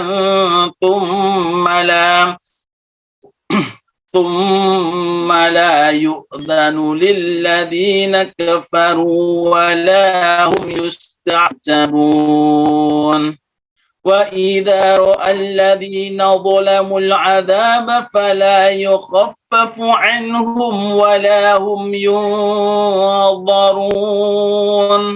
وإذا رأى الذين أشركوا شركاءهم قالوا ربنا هؤلاء شركاؤنا الذين كنا ندعو من دونك فألقوا إليهم القول إنكم لكاذبون وألقوا إلى الله يومئذ السلام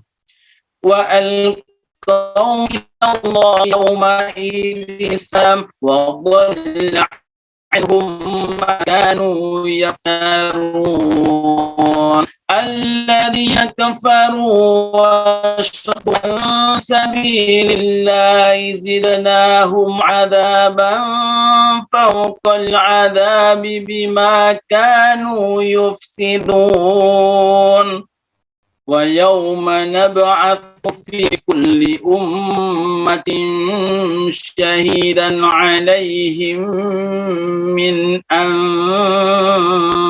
أنفسهم وجئنا بك شهيدا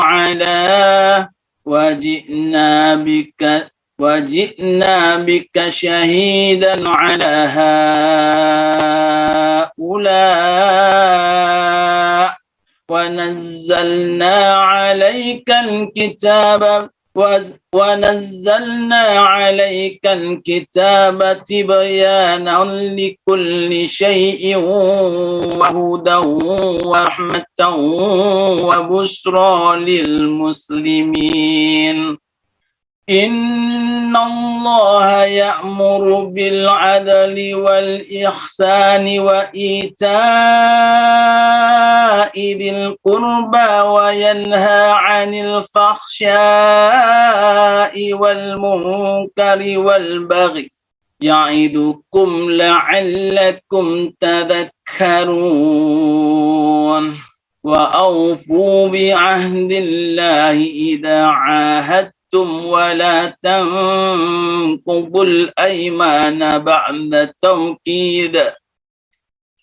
ولا تنقضوا الأيمان بعد توكيدها وقد جعلتم الله عليكم كفيلا إن الله يعلم ما تفعلون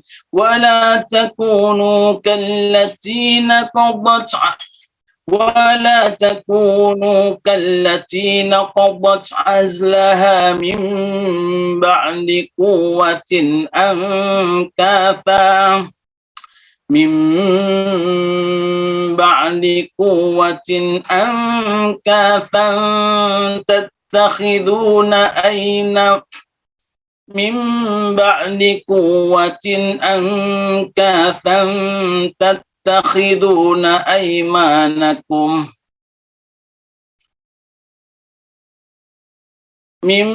بعد قوة أنكاثا تتخذون أيمانكم دخلا بينكم أن تكون أمة هي أربى من أمة إنما يبلوكم الله به وليبينن لكم يوم القيامة ما كنتم فيه تختلفون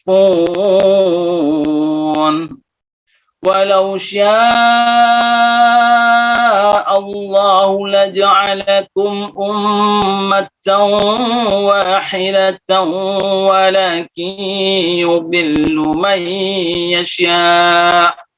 ولكن يضل من يشاء ويهدي من يشاء ولتسألن عما كنتم تعملون صدق الله العظيم. Tazam.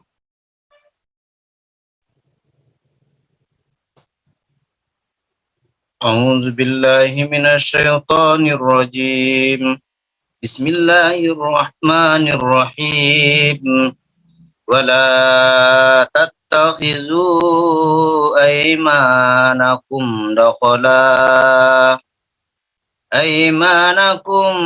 دخلا بينكم فتزيل قدم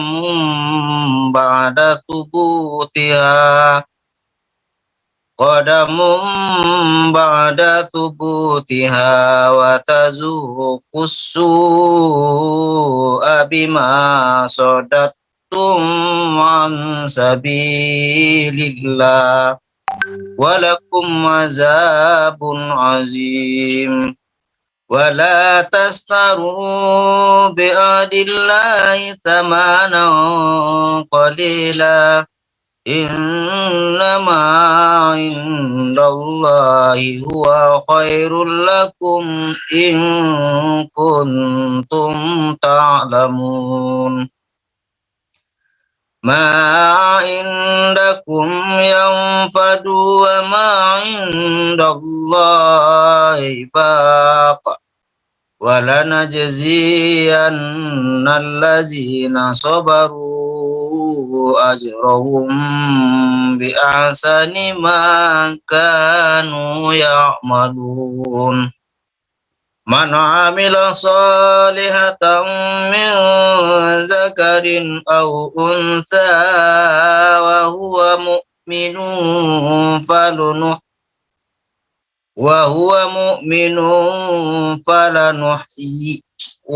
فلنحيينه حياة طيبة ولنجزينهم أجرهم بأحسن ما كانوا يعملون.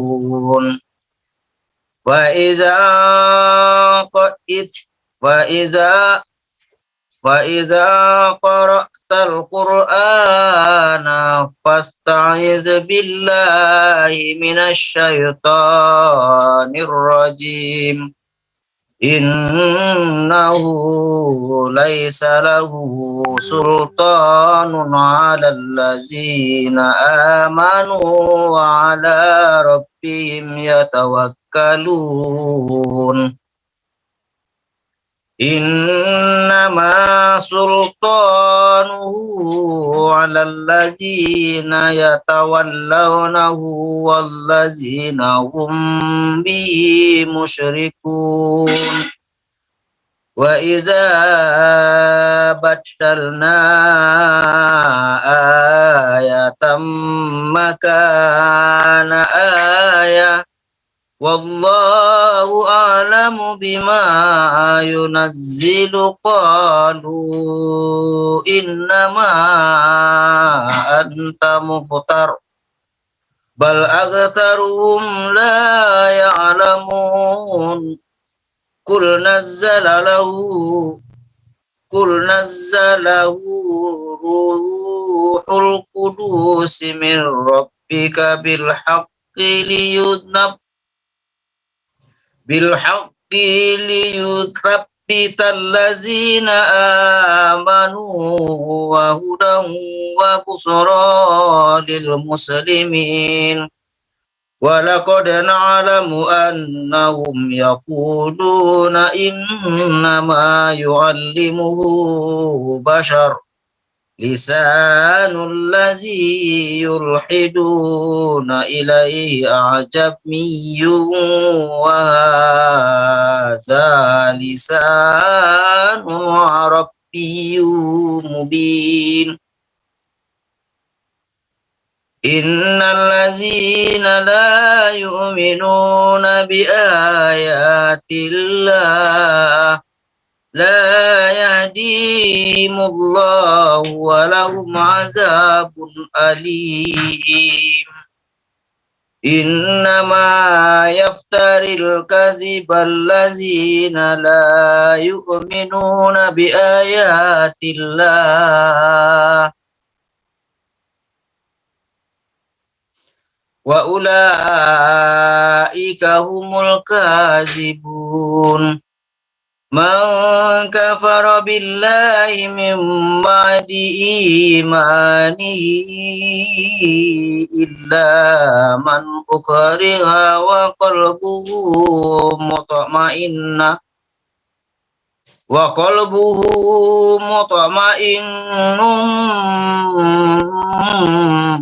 bil imani walakin man syaraha bil kufri sadran fa'alayhim ghadabun min Allah wa lahum azabun azim. Zalika bi'annahum mustahabbul hayatad dunya 'alal akhir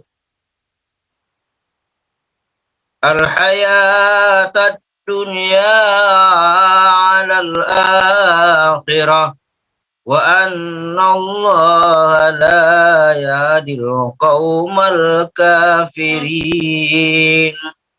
Ulaika allazina taba'a Allahu ala qulubihim wa sam'ihim wa absarihim wa ulaika humul ghafilun.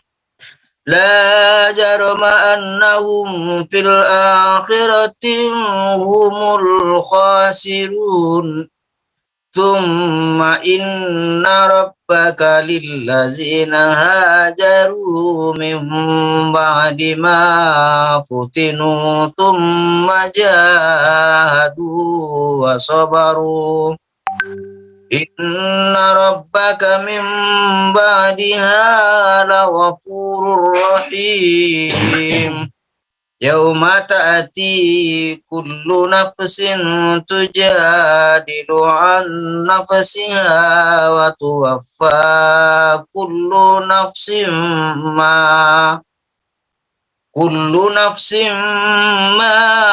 amilat wa hum la yuzlamun. Wa daraballahu mathalan qaryatan kanat aminatan mutma'innatan ya'tiha rizquha ragadan min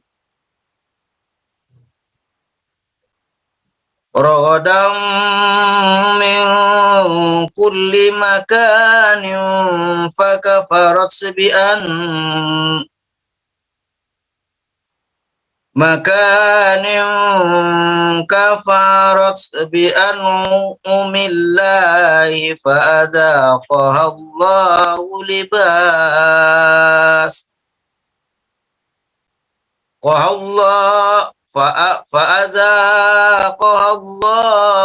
libasal ju'i wal khawfi bima kanu yasna'un. Walaqad ja'ahum rasulun minhum fakadzabu fa akhazahumul 'adzabu wa hum zalimun. Fakulu mimma razaqakumullahu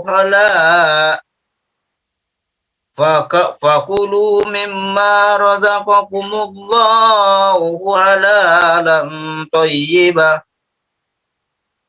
washkuru ni'mata lillahi in kuntum iyyahu ta'budun.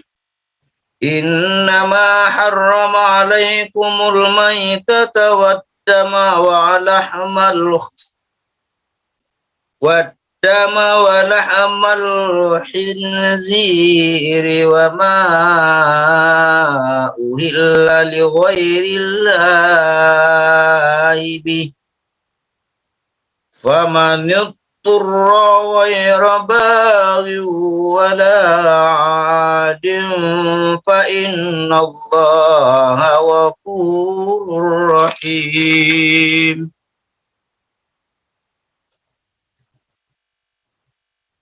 ولا تقولوا لما تصف ألسنتكم الكذب هذا حلال وهذا حرام هذا حلال وهذا حرام لتفتروا على الله الكذب إن للذين يفترون على الله الكذب لا يفلحون متاع قليل ولهم عذاب أليم وعلى الذين هادوا حرمنا ما قصصنا عليك من قبلك وما ظلمناهم ولكن كانوا أنفسهم يظلمون ثم إن ربك للذين عملوا السوء بجهالة ثم تابوا من بعد ذلك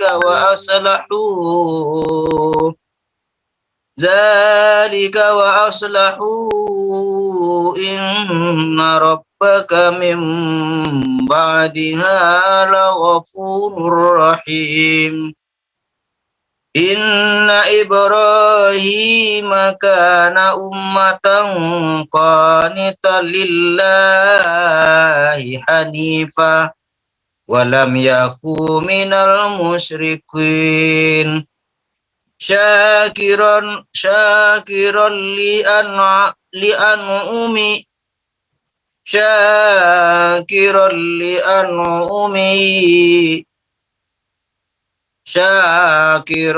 لأنعمه اجتباه وهداه إلى صراط مستقيم وآتيناه في الدنيا حسنة وإنه في الآخرة لمن الصالحين ثم أوحينا إليك أن اتبع ملة إبراهيم حنيفا وما كان من المشركين إنما جعل السبت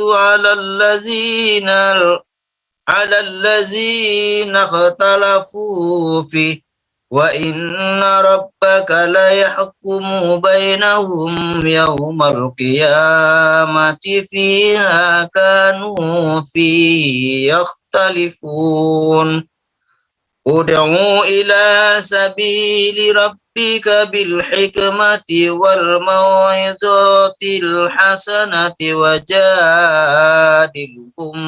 بالتي هي أحسن إن ربك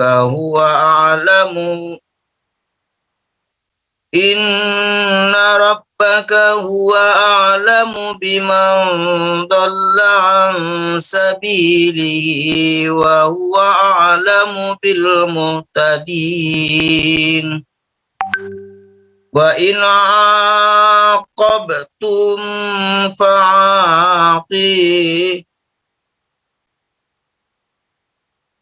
وإن عاقبتم فعاقبوا بمثل ما عوقبتم به ولئن صبرتم لهو خير للصابرين واصبر وما صبرك إلا بالله ولا تحزن عليهم ولا تك في ضيق مما يمكرون إن الله مع الذين اتقوا والذين هم محسنون Sadaqallahul azim. Masya Allah, bagus. Cuman satu yang saya pengen sampaikan antara za dan za. Tadi banyak di sini diulang-ulang. Zalika bukan zalika. Jadi itu aja yang saya ingin berikan sebagai tip. Antara za dengan za dan za. Ya, tadi banyak sekali. Zalika bukan zalika. Oke. Segitu, terima kasih. Tapi luar biasa, nafasnya panjang. Kalau saya bisa seperti itu, saya sih cuma segini-segini. Tunggu, udah Asbi? Udah Asbi? Bagaimana anaknya udah sembuh? Mbak Eri? Anaknya? Alhamdulillah. Alhamdulillah. Barang suah, Bunda. Oke, subhanallah. Alhamdulillah udah sembuh. Satu, Ambo lanjutkan dulu sebentar ya. Terus Ambo mau caw karena asal. Ya? Manizin Bi, halaman dulu ya. Boleh lobet Bi. Ya, kunci sebentar, baterainya udah mau lobet. Oh ya, oke. Ya. Saya teruskan, oke. Bismillahirrahmanirrahim. Subhanalladzi asra bi abdihi lailam minal masjidil haram. Minal masjidil harami ilal masjidil aqsal ladzi barakna haulahu linuriyahu min ayatina innahu huwas sami'ul basir. Wa atayna Musal kitaba wa ja'alnahu hudan li bani Israil. Alla tattakhidhu min duni wakila. Zurriyata man hamalna ma'a Nuh. Innahu kana abdan syakura. Wa qadayna ila bani Israila fil kitabi la tufsidunna fil ardi marrataini wa la ta'lunna 'uluwan kabira. فإذا جاء وعد أولاهما بعثنا عليكم عبادا لنا أولي بأس شديد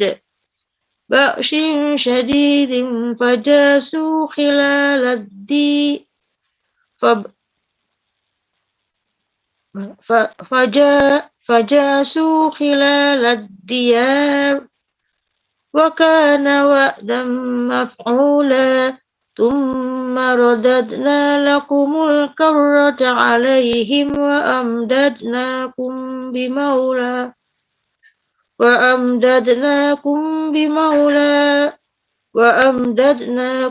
بمولى وبنين وجعلناكم أكثر نفيرا. إن أحسنتم لأنفسكم وإن أسأتم فلها فإذا جاء وعد الآخرة ليسوءوا وجوهكم وليدخلوا المسجد كما دخلوا أول مرة وليتبروا ما علوا تتبيرا. عسى ربكم أن يرحمكم وإن أُدْتُمْ أُدْنَا وجعلنا جهنم للكافرين حسيرا. إن هذا القرآن يهدي للتي هي أقوم ويبشر المؤمنين الذين يعملون الصالحات أن لهم أجرا كبيرا وأن الذين لا يؤمنون بالآخرة أعتدنا أعتدنا لهم عذابا أليما ويدعو الإنسان بالشر دعاءه بالخير وكان الإنسان عجولا وجعلنا الليل والنهار آيتين فمحونا آية الليل وجعلنا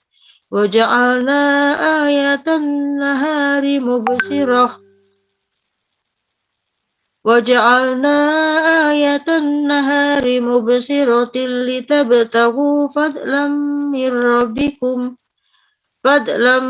من ربكم ولتعلموا عدد السنين والحساب وكل شيء فصلناه تفصيلا وكل إنسان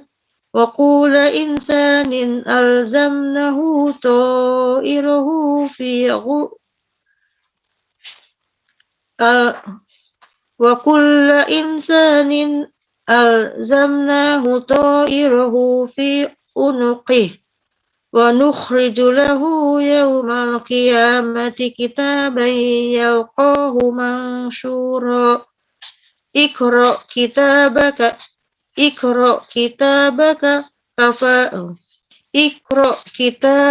كفى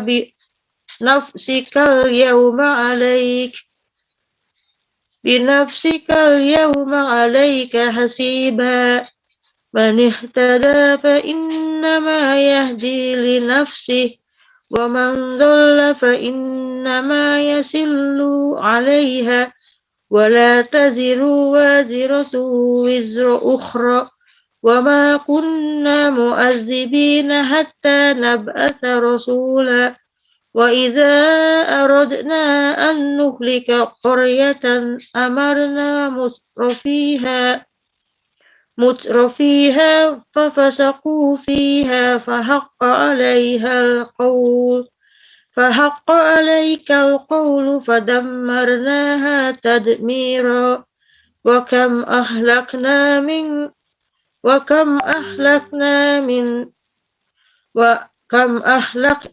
من القرون من بعد نوح وكفى بربك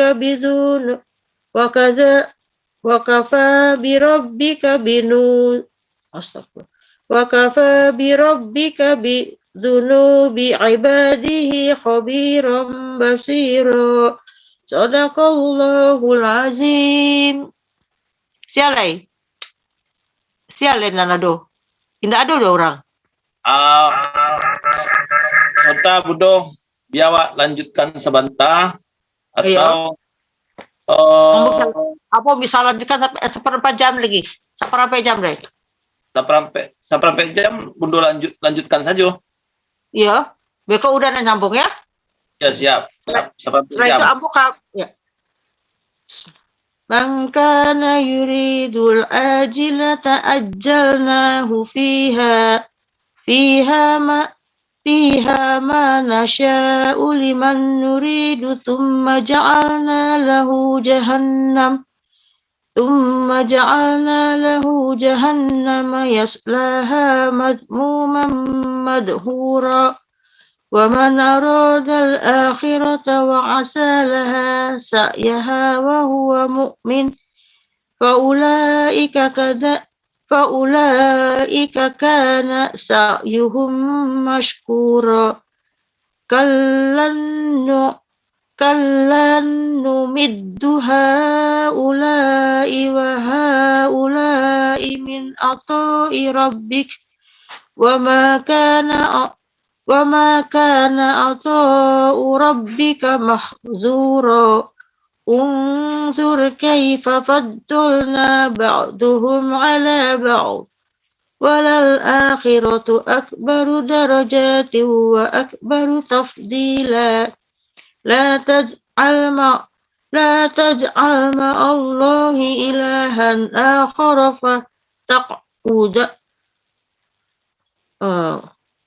لا تجعل مع الله إلها آخر فتقعد مذموما محظورا وقضى ربك ألا تعبدوا إلا إياه وبالوالدين إحسانا إما يبلغن عندك الكبر أحدهما أو كلاهما فلا تقل لهما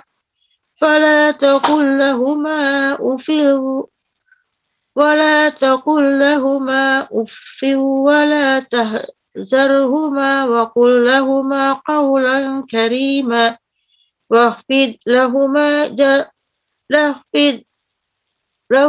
جناح الذل من الرحمة وقل رب ارحمهما كما ربياني صغيرا ربكم أعلم بما في نفوسكم إن تكونوا صالحين وإنه كان للأوابين إن تكونوا صالحين فإنه كان للأوابين غفورا وآت ذا القربى حقه والمسكين وابن السبيل ولا تبذر تبذيرا إن المبذرين كانوا إخوان الشيطان إن المبذرين كانوا إخوان الشيطان إن المكذبين كانوا إخوان الشياطين وكان الشيطان لربه كفورا وإما تؤردن عنهم ابتغاء رحمة من ربك ترجوها فقل لهم قولا ميسورا ولا تجعل يدك مغلولة إلى عنقك ولا تبسطها كل البسط فتقعد ملوما محسورا إن ربك يبسط الرزق لمن يشاء ويقدر إنه كان عباده خبيرا بصيرا ولا تقتلوا أولادكم خشية إملاق نحن نرزقهم وإياكم إن قتلهم كان خطأ كبيرا ولا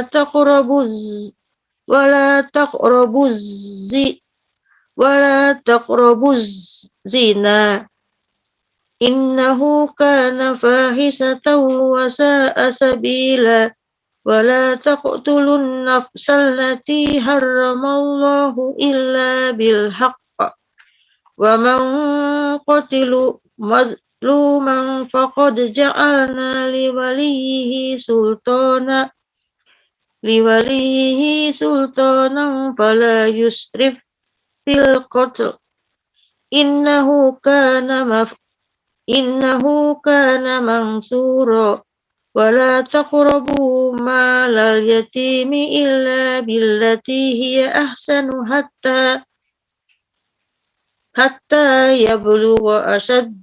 حتى يبلغ أشده وأوفوا بالعهد إن العهد كان مسؤولا وأوفوا الكيل إذا كلتم وزنوا بالقسطاس المستقيم ذلك خير وأحسن تأويلا ولا تقف ما ليس لك به علم إن السمع والبصر والفؤاد كل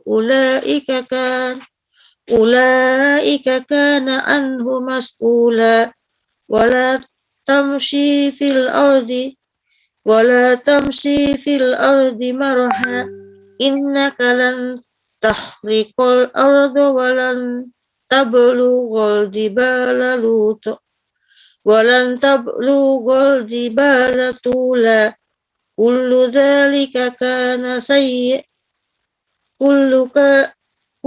ذلك كان سيئه عند ربك مكروها dzalika mimma auha ilaika rabbuka minal hikmah wa la taj'al ma'allahi ilahan akhar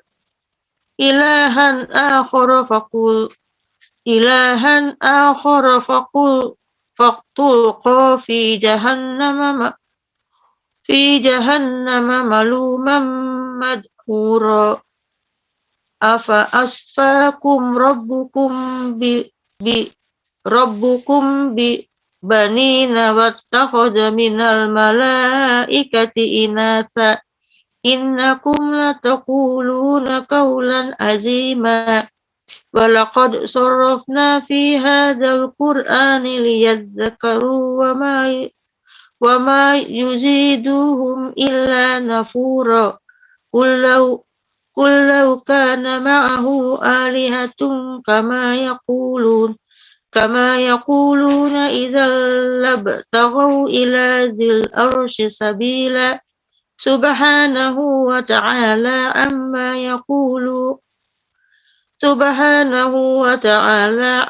yaquluna uluwan kabira yusabbihu lahu as-samawati as-sab'u wal ardu wa man fihin wa in min syai'in illa yusabbihu bihamdihi walakin la tafqahuna tasbihahum innahu kana halimun ghafura wa idza qara'tal qur'ana ja'alna bainaka wa bainal ladzina la yu'minuna bil akhirati hijaban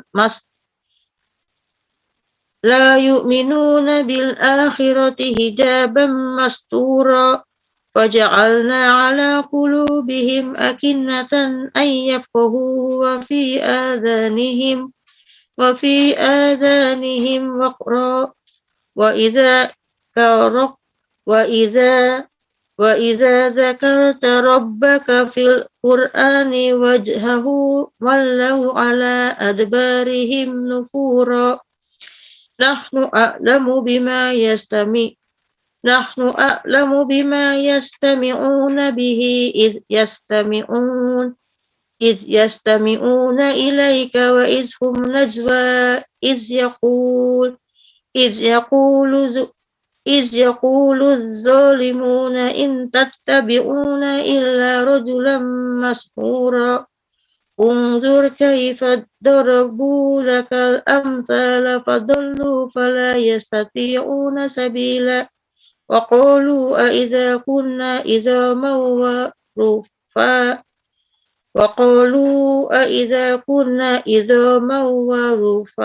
ورفاتا أإنا لمبعوثون خلقا جديدا Sadaqallahul azim. Duluan aja deh. Sekarang siapa lagi? Alhamdulillah Mandemela sudah sudah gabung lagi. Alhamdulillah. Ambo mau sekarang mau keluar karena belum sholat asar ya. Oke ya. Alhamdulillah. Iya.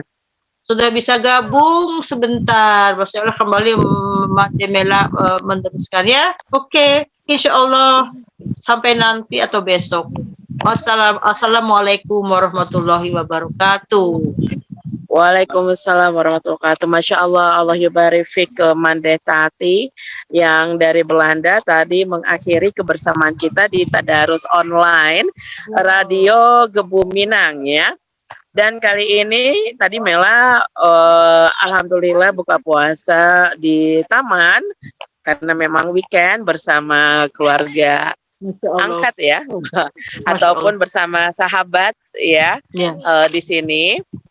Dan itu karena udah selesai ya, berarti bisa sedikit ini ya udah Asbi ya. Ini di salah satu taman di Kota Riyadh, di Taman Takasushi. Tuh ramai. Jadi kita itu kalau weekend memang di sini warganya mengisi waktu di taman ya Kak ya. Di taman-taman dan family time-nya ya seperti ini. Ini adalah Kak Hadia, teman saya, tapi sudah jadi kakak. Beliau ini perawat di salah satu rumah sakit terbesar pemerintah di Riyadh, King Saud Medical City, orang Palembang, wong kita galo, ya kan? Udah berapa lama? 19 tahun. 19 tahun tuh. Ya, sedikit aja. Puasa di sini gimana? Sedikit aja. Pokoknya dari pertama di Saudi tahun 2004 sampai sekarang tetap pilih Ramadan di Saudi Arabia karena lebih terasa bulan Ramadan di Saudi Arabia daripada di Indonesia. Karena kalau di Indonesia itu kayak bukan bulan Ramadan, masih lihat orang makan, lihat warung terbuka. Kalau di sini Masya Allah bener-bener Ramadan itu terasa vibes-nya, suasananya. Alhamdulillah, pokoknya enak family di sini. Tadi dapat tajil ini ya? Tadi dibagi-bagi makanan tajil sama kelompok mahasiswa pelajar-pelajar di sini yang lagi gabung, disponsorin sama perusahaan terbesar di sini Almarai, dibagi-bagi tajil. Alhamdulillah ya.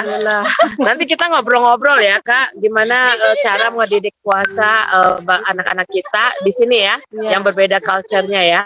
Iya. Tapi kalau Kakak kan anaknya lahir di sini semua ya? Iya, karena anak saya lahir di sini, jadi memang udah sudah ngikut adatnya Islam gitu, maksudnya terpisah, laki-laki perempuan terpisah, terus ngikutin kalau misalnya perempuan tuh harus jaga adab, laki-laki beda lagi adabnya, jadi benar-benar jadi nggak perlu diajarin lagi, perlu diajarin lagi, mereka udah otomatis ngikutin Islam itu bagaimana, mungkin tinggal untuk tinggal yang lebih pengkhususan lagi, misalnya ilmu fikihnya, ilmu sunnahnya itu aja yang harus tekankan lagi.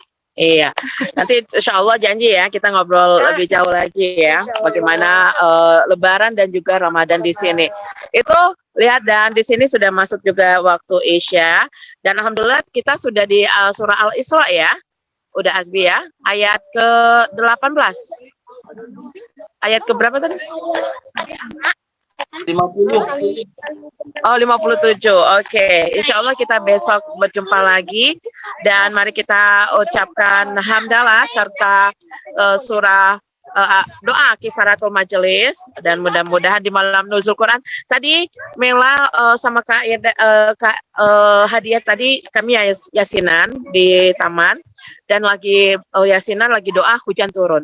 Mudah-mudahan doa-doa kami diijabah oleh Allah, termasuk doa-doa untuk para pendengar Radio Gebu Minang khususnya di mana saja berada, dan umat muslim muslimat di seluruh dunia insya Allah. Baik ya, besok Al-Quran surah Al-Isra ayat 50. Baik, udah Asbi, Mande Tati, dan juga seluruh pendengar Radio Gebu Minang di mana saja berada, terima kasih, jazakumullah khairan kasiron, Allah yubarik fikum atas kebersamaan pada hari ini. Insya Allah besok kita nantikan semangat Ramadan bersama Ustadz Muhammad Syahid Ridho LCMH dari King Saud University Riyadh, Saudi Arabia. Alhamdulillahirabbil alamin, subhanakallahumma wa bihamdika asyhadu alla ilaha illa anta astaghfiruka wa atubu ilaik. Mela dari Riyadh, Saudi Arabia, mohon diri. Wassalamualaikum warahmatullahi wabarakatuh. Radio Gebu Minang, bahasamu dalam satu kata.